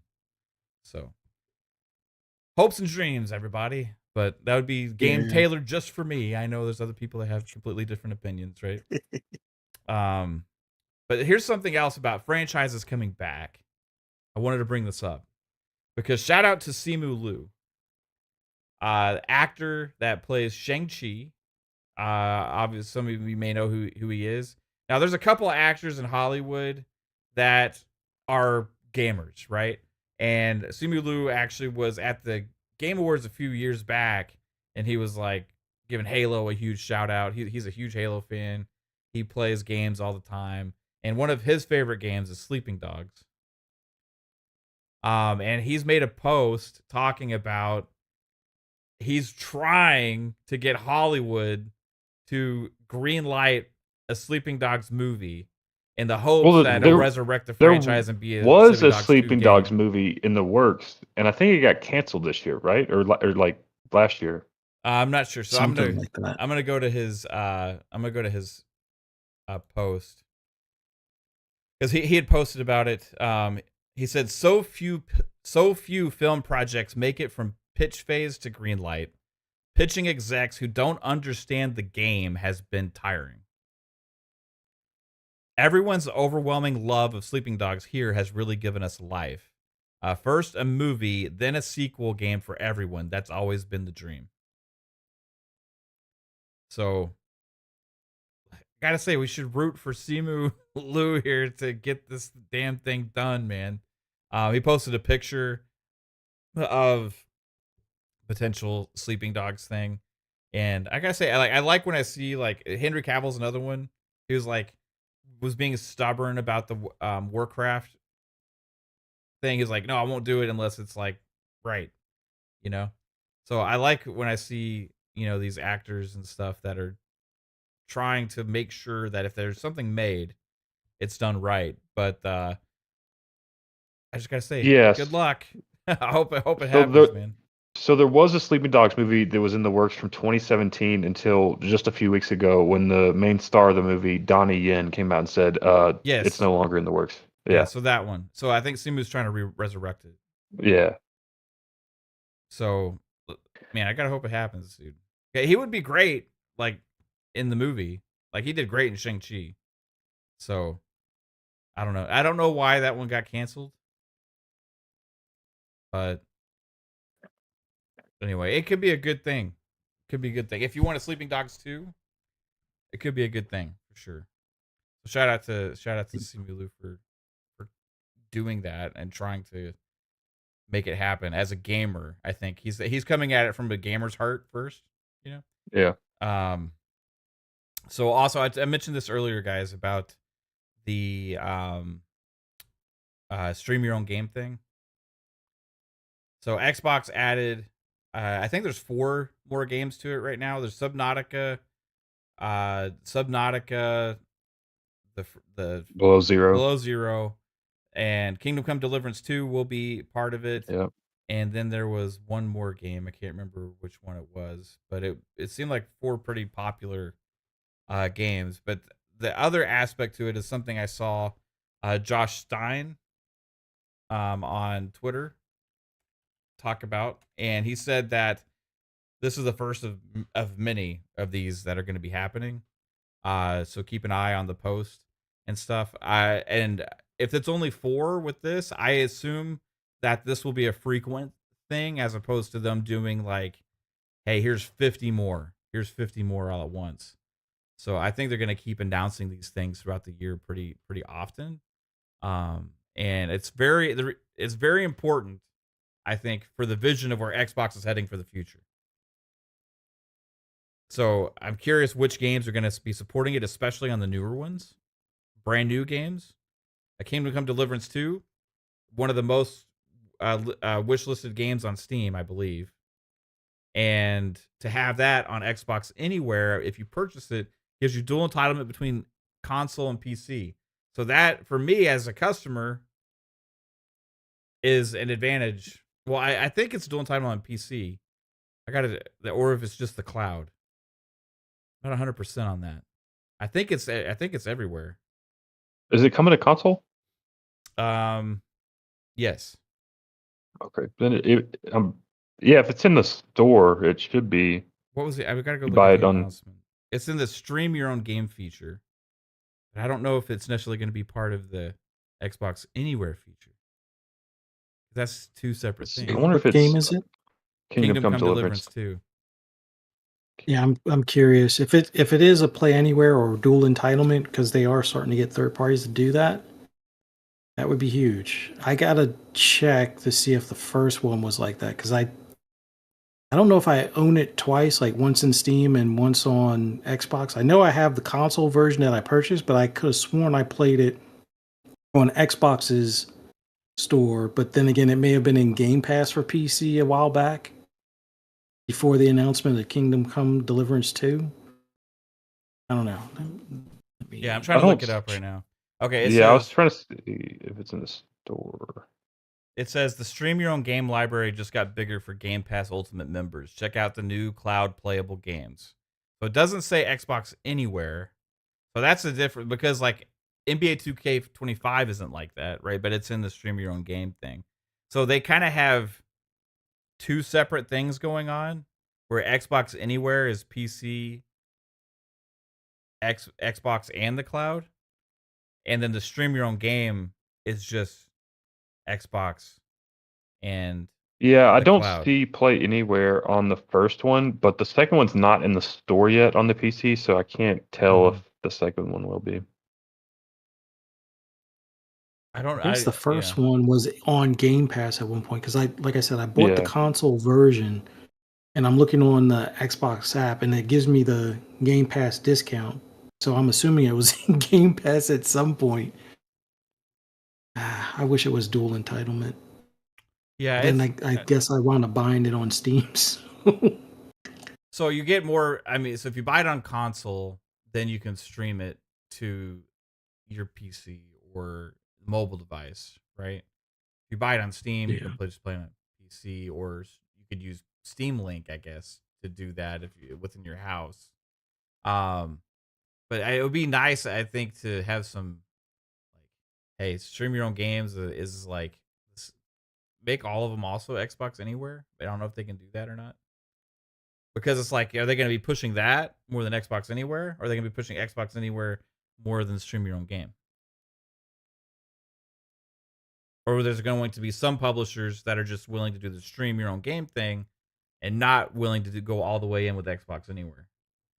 The reason I think it's important is because if the next gen Xbox is 2026, 2027, it is this PC hybrid thing of our titles. Like, how are the games that we own on console going to move forward with this? Now, Microsoft and Phil Spencer, even in his interviews recently, is talking about how important it is for our libraries to move forward, and talks about that as a strength of Xbox. Talk about forward compatibility. Sarah Bond keeps talking about that all the time too. But if their means of doing that is only a selection of the games that we've had via stream your own game, or the titles that are available with Xbox Anywhere, I think that would be not good enough. Like, they need to figure out a solution to make it all of them. So we'll figure. I guess they could make that clear when the next gen hardware is announced as well. Yeah. But yeah, I'm My going to be watching this my for sure. my best guess, and this is what I kind of hope for with that handheld, that we can play the console versions on that handheld natively, and if you have to hit like the Xbox button on it, then maybe it goes to like the desktop, similar to like on the Steam Deck, and then you'll play your Steam games. Or you could actually download your PC versions of that to that same thing. But I hope it's not streaming. If it's an ARM chip, then it will have to be emulation on both parts for probably for the console as well as the PC apps and stuff. But it's a way to do it. They just got to convince the third party publishers and whatnot that it's worth their while, because hey, if we can play, or if the customer can play both versions of your game on this device, chances are they'll get a sequel. Chances are they'll get DLC, or chances are they'll spend more time playing the game, which might open them up to microtransactions. They got to pitch it to the third parties that way, because I think that will be the best way to sell it. But fingers crossed that it can play on it natively. That's key. Yeah, for sure, man. Shout out to was it Kaize Rudd? So like, here's the thing, that when the financial things come out, that a lot of people like misinterpret stuff, and why I was talking about this earlier, because they'll listen to like some people that break down this thesis or something that don't really understand the stuff or whatever. There's a good, interesting article on Tweaktown from Derek Strickland that you might find interesting, that talks about the actual profitability of Xbox going up, even in the last financial results, despite the other numbers that I'm sure you're referring to in the chat. So I was referring to your comment saying that they are still not profitable. Let's see here. Yeah, he said Sanchez Gaming and ABK is still not profitable for Microsoft. That's completely opposite of what actually just happened. So just go read the information about the profitability. And I think something that people get confused by is revenue and profit are two different things. Mm-hmm. Yeah. Revenue is the total dollars. Profit is how much money you made. Right? After you paid all your bills. After you pay all your bills, right? Like, so there's two different things. You can have higher revenue and actually lose money as well, right? That's possible, depending on where everything's going. So, I would just suggest to actually, if you're interested that much on the financial information that's out there, before spreading a lot of misinformation on the internet, like some podcasts like to do, actually learn about it a little bit and get the information from the people that actually do report on it, that understand it for sure. But anyway, yeah, Microsoft and Xbox are definitely profitable, and has been cleared. And in fact, actually, some of the moves that they've been making has actually been to increase the profit, as what's been reported by numerous people out there that actually know a lot more than I do. But they've had actually higher profits because of these moves, and they're going to continue to be profitable. I can't believe this is actually a thing that people are still running with, like, from when was this, like 2021 or 2022, when people were always asking, like, saying Xbox isn't profitable and stuff. Like, I don't understand. Like, why do you even fucking care? They don't ask the questions of Netflix or Spotify or any of those other services, and they don't ask Amazon. I mean, it'd be nice if they were shareholders so they could actually see the books when Amazon was, kind of taking losses intentionally to weed out their competition. But Like, you are you worried is what about it is. Amazon's profits because they have a service like Prime Video? Like, I don't, like, are they not making enough on shipping? How they're not going to make enough on shipping because they have Prime shipping, guys. It's included. Well, how are they going to survive? How are they going to survive? I don't fucking understand it. Like, they're giving us these movies, How are they going to survive? They're not selling them to us. They give us music too. What the fuck? How? I don't. How could they possibly do this? I'm so worried about them. Just fucking get real with this shit. Like seriously, we're talking about like $3 trillion corporations and shit. $2 to $3 trillion corporations worried about. Hey, are they profitable in this division? That like are they gonna be okay to be able to sustain this for me? I don't know if I should partake in it. I should go play on this other thing because they still sell me games for more money. So it's better for them. Like get real. They make your more thinking. money It than doesn't some make sense. countries. It's like, Like it's like seriously. Like I understand the interesting conversations about it, about the business models and all these other kind of things about like, oh yeah, this is interesting how they're doing it because it's changing things. Or hey, how about we look at it from the perspective of, hey, they're doing this and it benefits me as a customer. Who gives a fuck if they lose money? I want more shit. I want more for my dollar. Always, every single time. Like, who cares? Unless you're a shareholder and but even then, you're as a shareholder of Microsoft, trust me, you're fucking good, man. Like you're okay. Especially if you looked at their financial results that were going on. Like I just don't understand this shit, man. but It's Mav, the devs, they can get hungry. They need to eat. Oh my god. Like as a car enthusiast, I've never asked myself, is it sustainable for these companies to have those low interest rates on those loans or those lease deals? They're just gotta be too good to be true. How is that sustainable? Car industry, Fuzzy Belvedere. I've never ever asked that question. It's like, oh, that interest rate looks kind of low, I qualify for it. Yeah, let me get that. Or oh, that lease rate below what I would expect to pay to have that car for 2 years. Yeah, no, I'm not worried. If they go out of business and I don't own the car, if I'm leasing the car and it's on them that they go out of business, that's on them. As long as I can get the car to work during those 2 years without a problem and not have to worry about warranty stuff, it's not for me to worry. Now, if I buy the car and they go out of business in 10 years like Daewoo did back in the day, it might be a different story. But there were some dealerships where it's like, buy one car, get one car free. So that was your parts car. But even then, it's like, I don't know. Be more concerned with the stuff you have in front of you as opposed to worrying about what's over the fence or on the other side of the grass or however the saying goes right now. It just feels like a lot of the people that were always complaining about it being sustainable were never going to either sign up for Game Pass or never going to buy an Xbox console or just never going to play games. They just play Twitter. Yeah, dude, we legitimately we have just hit Game Pass. We have Ninja Gaiden 2 Black. We have like the Orcs Must Die game just hit Game Pass. We had Sniper Elite 5 just hit Game Pass.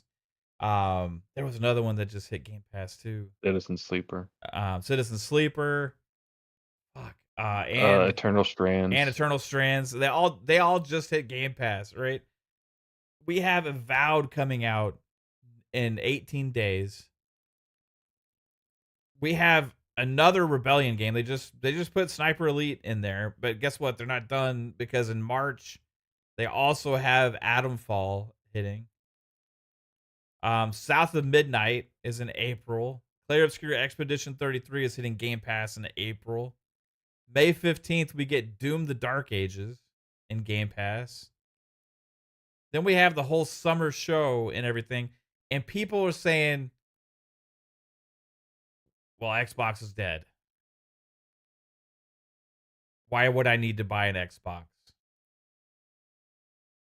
Yet they keep investing in other projects and more companies. It's crazy. It's wild. It's crazy. Cigna says, what do you guys think is the culprit behind the minus 7% Xbox revenue despite having ABKs and MX and also during the holiday? Hardware. 29% decline in hardware sales makes up a good amount of that 7%. And could be some game sales overall from there wasn't as many third-party launches last holiday as well. Assassin's Creed Shadows was delayed and other things like that, but their profits actually went up because of Call of Duty. So don't know what to tell you guys. Like, but yeah, overall hardware probably it's 30% less sales of hardware going to equal quite amount of dollars. Now the thing is, the hardware itself doesn't necessarily translate to profit or for revenue because I don't know if they're still selling them at a loss, but if they are making profit on the boxes, it's very little per box. So that could also be one of the reasons why they're more profitable as well. They could be actually more profitable by selling less consoles as far as the percentage wise, right? I would say they're probably making money off hardware now, especially with like the new Series X where they've cut out the disk drive and shit. So they're probably making money off hardware at this point. Yeah. I don't know how much. I know PlayStation's done more iterations, right? To Yeah. cut costs on the internals and stuff like that. But yeah, it's there's a million ways to look at it. I don't know. But there's been interesting things about them with the profit and stuff that has actually increased. So you got to look more than just certain specific numbers all the time. There's always a bigger story to be told. And ultimately, again, it doesn't fucking matter to me because I know what I'm getting and what they're investing in is actually benefiting me as a customer, right? And that's what I should be asking for, not for them to be more profitable. This doesn't make sense. All right. Well, are any of y'all actually going to take advantage of Kingdom Come Deliverance 2 to the cloud or play that? I will because I do that like every night. I play games that way. But I'm probably gonna pick it up off CD keys if I do get it, and then it would be on Steam. Okay. I think I'll probably do the same. It's like if it was dual entitlement on Xbox, it'd be hands down on Xbox. But if not, then I'll probably want doing like Jasper CD keys and save myself probably $10-20 at least, if not more, and get it that way on Steam. I wonder too, like what they announced the PC specs and stuff too, right? Because part of the decision will come down to like, well, how does it actually play on the console versus the PC? You know what I mean? Yeah.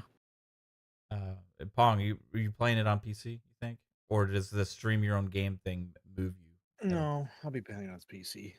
I'm gonna be picking up there. So I don't know. I haven't quite decided. I got to figure this month out. It's a crazy month. Yeah, Civ 7. Yeah, Civ 7. I'm pushing off to the side because I got so many 4X strategy games. Yeah, it's overloaded. I got so many to play right now. Yeah, I'm good on 4X right now. I can wait on Civ. Plus, I want to see how it turned out because obviously Civ 6 wasn't the greatest when it came out. Mm-hmm. So I want to see how they do. I want to hear from the Civ community if they've actually nailed it or if it's got more work to be done, etc. So I'm going to hold off on Civ 7, but this month is just so freaking loaded, bro. And again, I've got a vow to play in Game Pass, so that's you I'm can good play to go that on there. PC or console, right? Right now, obviously it looks like from people saying it's got a 60 frames mode on Series X. So they have 3 modes. They just came out with 30, oh, 40, really? 60. So that was that. Yeah. When was that announced? It's I not. think- It's not announced officially, but people who have the copies, the review copies, are saying that the 60 mode is on Series X. Okay, yeah, that's a lot of people have had those copies now. Yep, they're saying there's a 30-40 mode on Series S, no 60. Okay. So if you got a VRR though, the 40 mode's probably going to feel pretty decent on the Series S. And they we'll said there's see. a 60 mode on X. Yeah, they're saying there's a 60 mode on X. So nice. Then I'm constantly. Probably, I'm guessing it wouldn't be like a stable 60. Probably not. They're probably shooting for 60. But it'll become stable as they update it over time, right? Mm-hmm. But again, like you start doing some magic spells and shit. Yeah.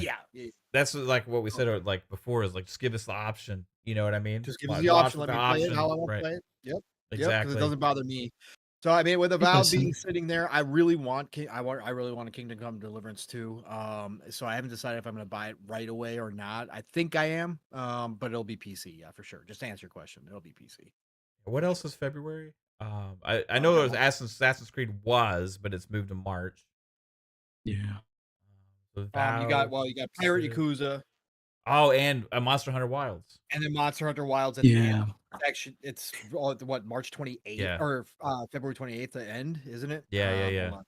Yeah. So that I'm getting for sure. I'm getting Wilds. I So want to play Monster Hunter. you're getting Wilds and you're getting Avowed, obviously, because it's in Game Pass. Man, Yeah, because it's a Game Pass. I got so many games to play. but you would have probably gotten that one anyway. Right. I would for Yeah. sure. It was my most anticipated game last year. I mean, that second half. But yeah, and then March even is crushing now too.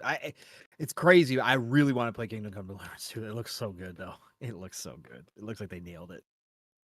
I don't know. I gotta decide. Did you play the first one, or did you get to finish the first one? Yeah, I never finished it. No, you know me, Fuzz. No. We were grazing. I'm I grazed on console, and then rebought it on PC. And my plan was to actually finish it on PC, but then I got 10 hours in, 12 hours in, and I got to decide. I mean, yeah, it's a long game though, isn't it? Yes. Yeah. I'm 40 hours in, and I think I'm just now buddies with the one prince or something like that. So it's like, I know I got a good ways to go.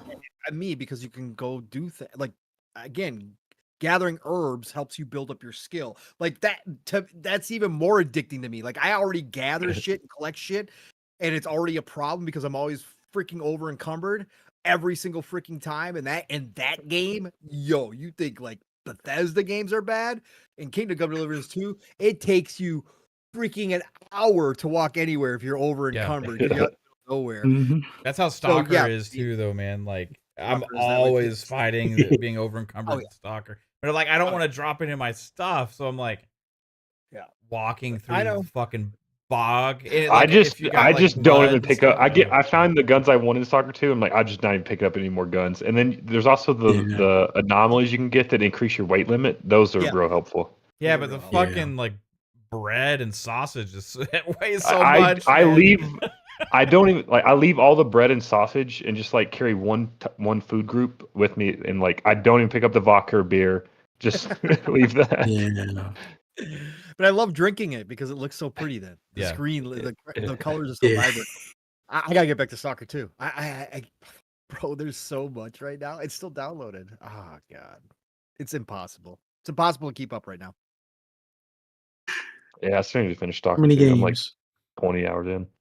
Yeah, it's just too many. But yeah, now we start to ramp up though. This is gonna be nuts. 3 months, and then plus Doom in May. Yeah, I can't imagine what June is going to hit us upside the head with. Like, what do you think? Oblivion, like, Oblivion remake, Outer Worlds 2 release date, Fable date.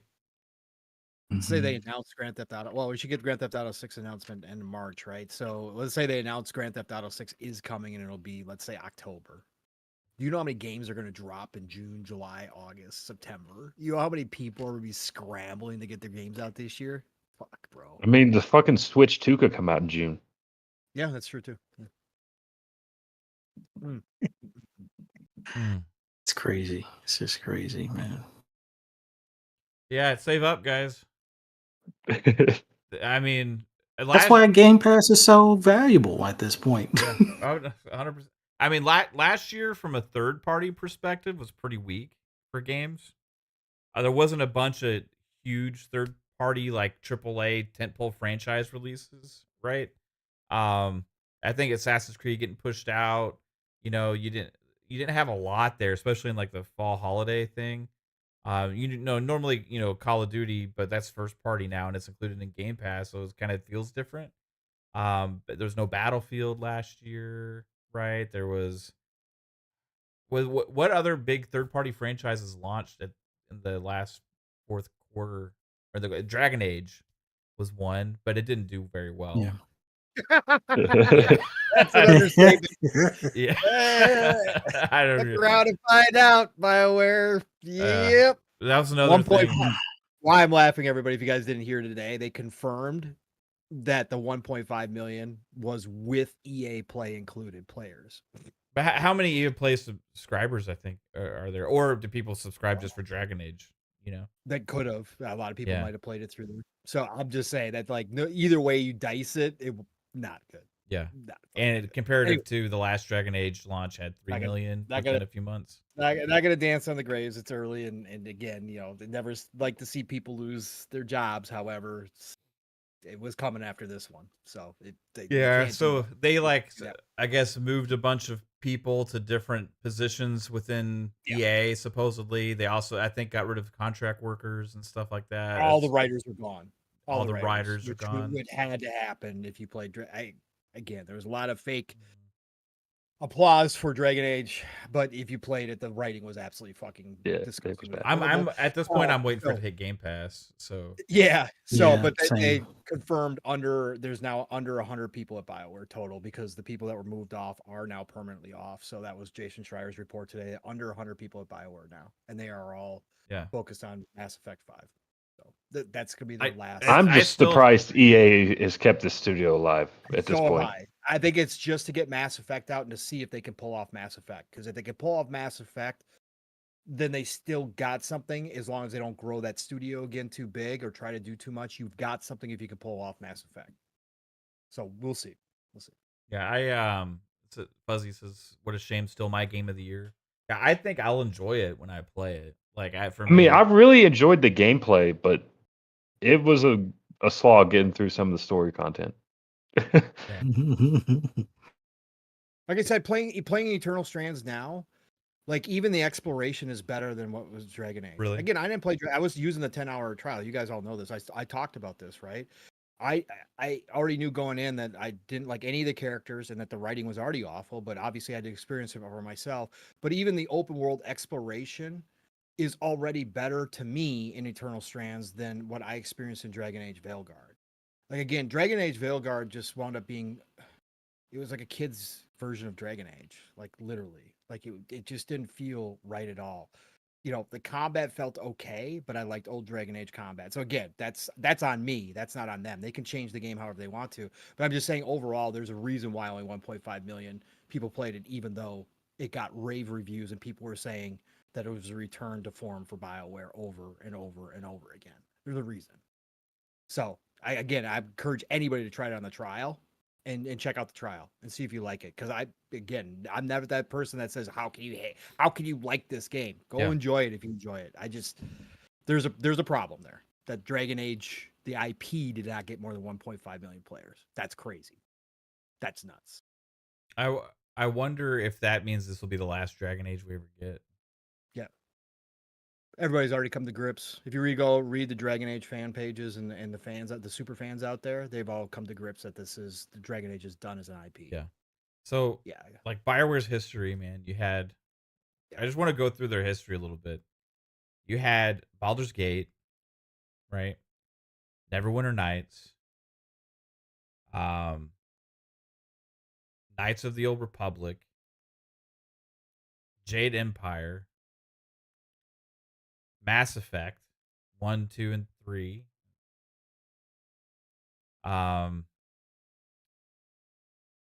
Dragon Age 1, 2, 3, and 4. Dragon Age Origin. Yeah, Dragon Age Origins, Dragon Age 2, Dragon Age Inquisition. Yep. And then early last generation, I think it was around with the doctors, the two founders. They're both doctors. Announced they were leaving. And I remember that because when they were always the ones that were like in the interviews and always talking about things with BioWare, and I think it was Dr. Ray Mizuka. I can't remember the other one's name, or even if I said that one right, but they were basically what had created and started the identity, the vision for BioWare, and BioWare was like legendary CRPG creator, taking it on to Western RPG, like just full-fledged Western RPGs, like just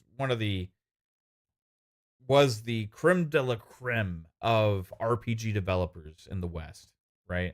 Like they were the gold standard. Nobody could hold a candle. Other legendary RPG developers, which we consider RPG legendary now, made their sequels. Like Neverwinter Nights 2, Knights of the Old Republic 2, things like that. And after they left, right, I was like, okay, I wonder how that's going to affect them, And then you see Anthem, Mass Effect Andromeda. Andromeda. Yeah.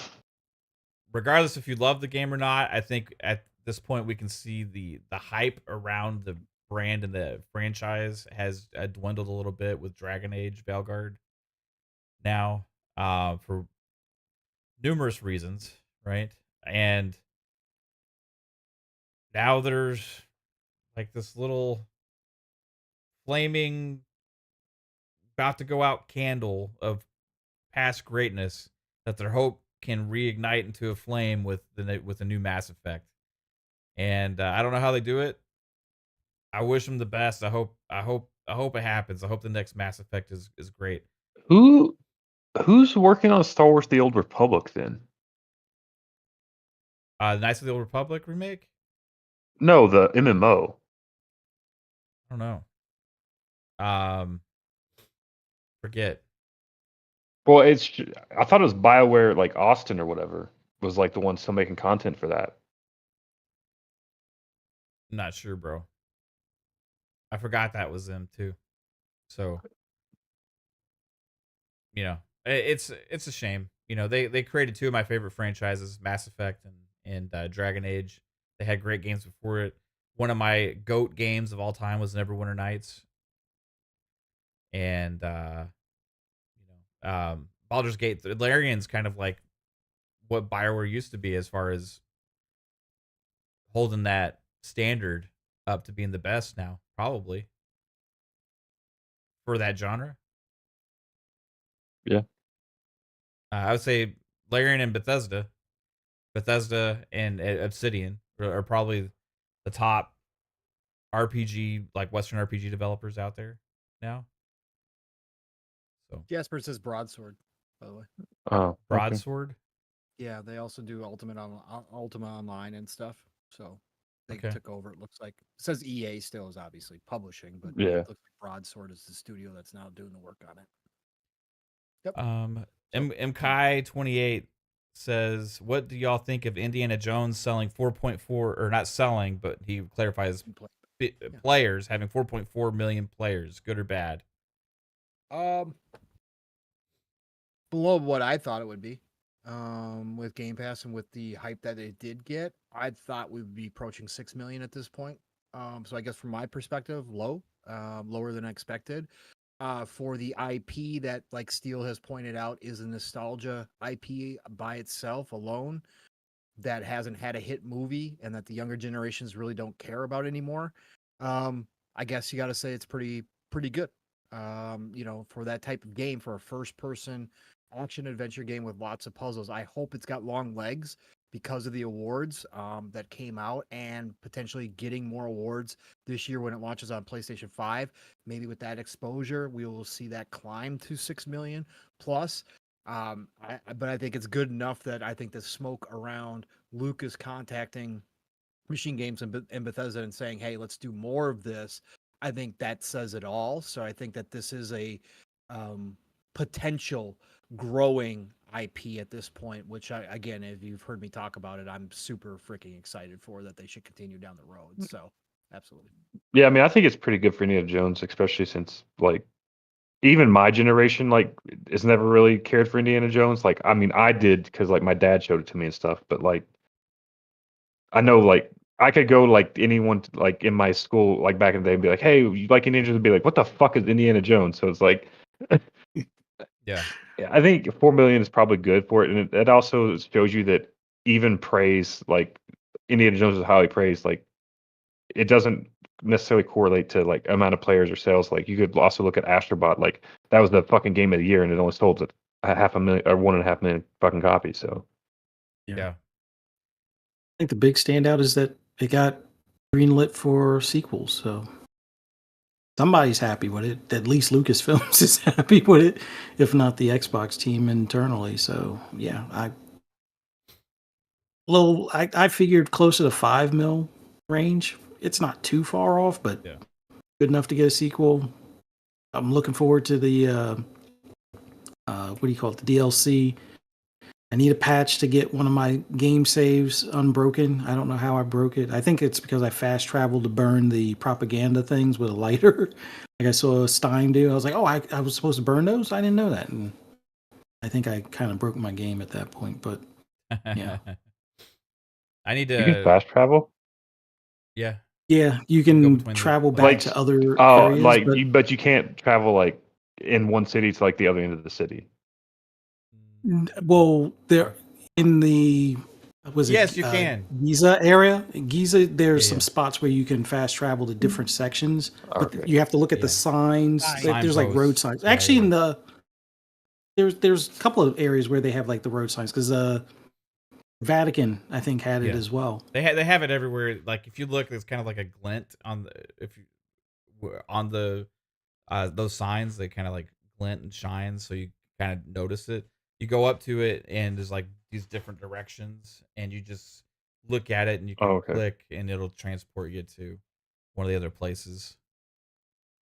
Pretty As long cool. as you've It's been like there prior. there was some parts where I'm like, when I was in Egypt, you get like one thing. It's like now I got to run all the way back to this fucking tent. I'm like, Yeah, I didn't mind it because I'm always looking for Yeah. random things when I'm running around. I don't use the fast travel at all, but I think I used it once just to be like, ooh, what's this? You know, and I was like, fuck, I don't want, it was like, I don't want to be here. Like, how do I get back? You know? So I was like, oh shit. And then I saw it again and I was like, okay, I got back. But I had guessed the wrong place first because I didn't realize where I was when I originally went away. So then I was playing the guessing game how to get back to my original location by those signs. Yeah, I love Indiana Jones. I think it's a game that's gonna like kind of stand the test of time too, and always be kind of like this gem, right? And it'll be in Game Pass forever. PlayStation gamers will get it next or this year and sometime in the spring. April. April, right? Yep. Did they announce April, that May. officially? Yeah, wasn't it? No, Yeah, I thought they they just said said spring. Oh, Spring. okay. Oh, All right. okay. Yeah. April's a good time for it. Yeah. I guess. I must have Um, dreamt that. Sorry. Yeah, Oh, wait, are they put out DLC too for it? yes, They're I think- supposed to, yeah. That's what I thought. Yeah. Yep. So for me, like 4.4 million players is like because of how great the game is, I think it's less than it deserves, especially because it's in Game Pass with how many Game Pass subscribers there are out there. I'm like, you guys fucking crazy for not playing this game, right? But besides that, I think it's also still good for it in the same sense. Like it's less than it deserves, but it's also it's not bad, and I think it's going to continue to grow as this game gets talked about for a long time as being like such a masterpiece type game. I will tell you this also, like I would love more Indiana Jones games from Machine Games for sure, but I would also be really fucking curious what they could do with Star Wars. Ooh. After playing an Indiana Jones game, I'm like, okay, like what if they translated this kind of like realistic take on the world and you play as like a Jedi or a Sith or something? You're going through the world and like even if Can it we like not add some fucking furry ass animal? yeah, no furry ass animal. Is everybody finally done with the fucking Disney-fied fucking little animal running next to us? Oh, good. I'm glad. Thanks. Everybody, welcome to the party. It's pal. just how true they stay to the original source material of the classic Indiana Jones movies and how they translate it to bring that to life and with the engine that they use, right? IdTech and everything, how great the game looks, how smooth it is, like even the way that you move and stuff. I'm just really fucking curious how badass it would be to get a Machine Games like Star Wars thing. I think it could be sick, man. I don't know. I mean, they could start off with a Han Solo one, make it better than what the actual movie was. Yeah. Or what was it? What was the one that was like one of the more, in my, at least my opinion, a better standout? What was it? Rebel One? Was that the one that's supposed to be Rogue before? One. Rogue One. Rogue Rogue- One. yeah. Yeah. Yeah, that's the best of the Disneys by far. Yeah. Yeah. Or do Yeah. like it, just fill the gap between, two of them or something, Oh man, they could do a solo game. Oh man. That's what Fuzzy said. Yeah, that's what Fuzzy No, said. I'm talking about not Uh, talking about based on the movie that Mav loves so much. No, I want to fill in the gaps, man. I want to fill in the gaps. Like go like between like between episode 5 and 6. Isn't that just Luke getting his like on the ship, and then it starts with him on the ship again? There's a lot that could have happened in that moment in time. It'd be better if Machine Games told Disney they'd do it, but they're gonna do a non-canon Star Wars game according to Disney and go back to the Old Republic and start telling those stories.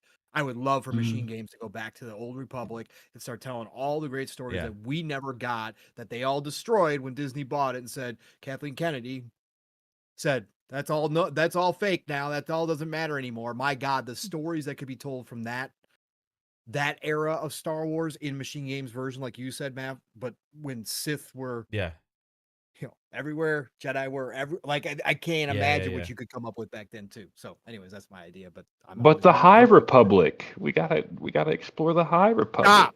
just stop, bro. I want to throw up every time we do this. Anyways. Yeah, or we could just get like Nate Dogg says, Obsidian to make a new Knights of the Old Republic game or something. Yeah, that's not what you said. They got to do a I Fallout something first. Shout out to MKai28 with a very generous $20 super chat. You rock, bro. Thanks for the response. Thank you for the support. Support here, always appreciated. Never expected as much as we like to spoof on some of the people out there and stuff like that. You guys rock, and I hope you've been enjoying the show.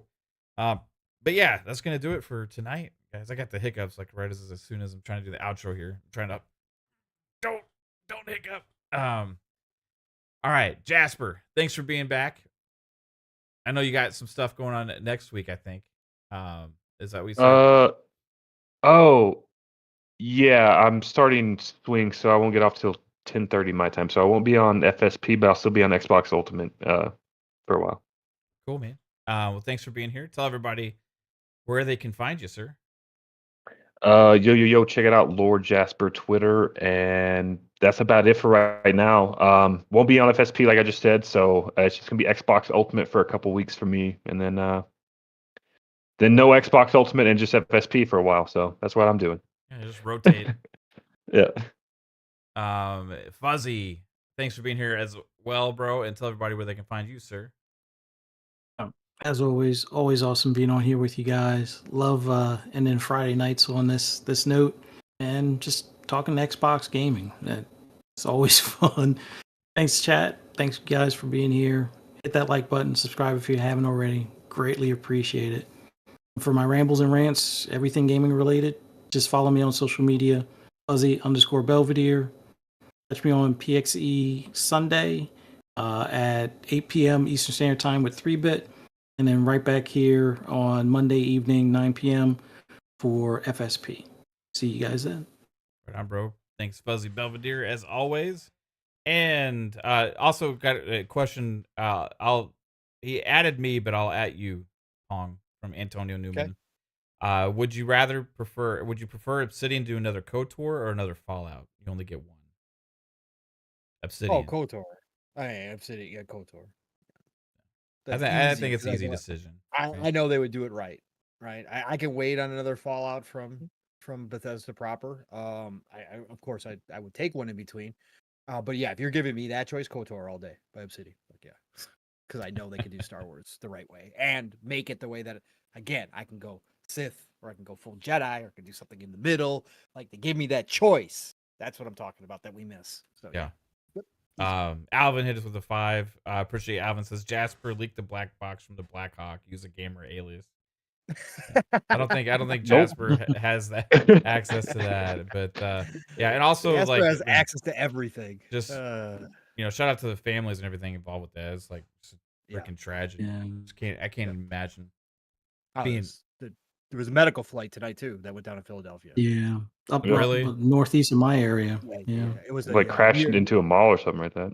Lear, Mhm. one of those Lear jets rushing a patient somewhere, and family members were on board with the patient and the pilots. So not good. So wow. That's Bad week for horrible. flights. That's pretty Unfortunate. unfortunate. But yeah, Pong. On that sad note, tell everybody where they can find you, sir. Yeah, everybody. I know it's great to be back here on a Friday night, especially with not having PM to PM, not being able to talk on Thursday. I always miss it when that happens, but appreciate you all coming out here and joining us for another Friday night of Xbox Ultimate.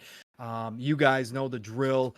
You can find me Pong Soul on Xbox, Pong Soul on X, formerly known as Twitter. My dog's going crazy, so I'm going to make this a quick one.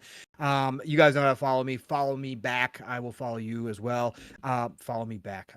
Follow me and I'll follow you back. Anyways, tomorrow Follow morning. me first. Yeah, exactly. Living Split Screen is back tomorrow morning. Real life has been taking its toll on me and Steel, especially Steel 2, but we are back tomorrow morning. Buckle up, get ready. Live, raw, and uncut 3+ hours tomorrow morning. Living Split Screen, 10 a.m. Eastern, 9 o'clock Central Time. Be ready, be square, be there, live, raw, and uncut, man. So we're going to have a great time tomorrow morning. Set the alarms now. And then otherwise, love you all. Thank you for being here and appreciate you so much. Again, this will be one of the shortest outros you ever get, but this dog is about to do something that I don't want to clean up. So we're going to talk to you all later. Thank you all for being here. Love you, brothers. Right on, man. Thanks, Pong. And everyone, hope you have a good one. We'll see you back here on FSP on Monday, 9 p.m. Eastern Time.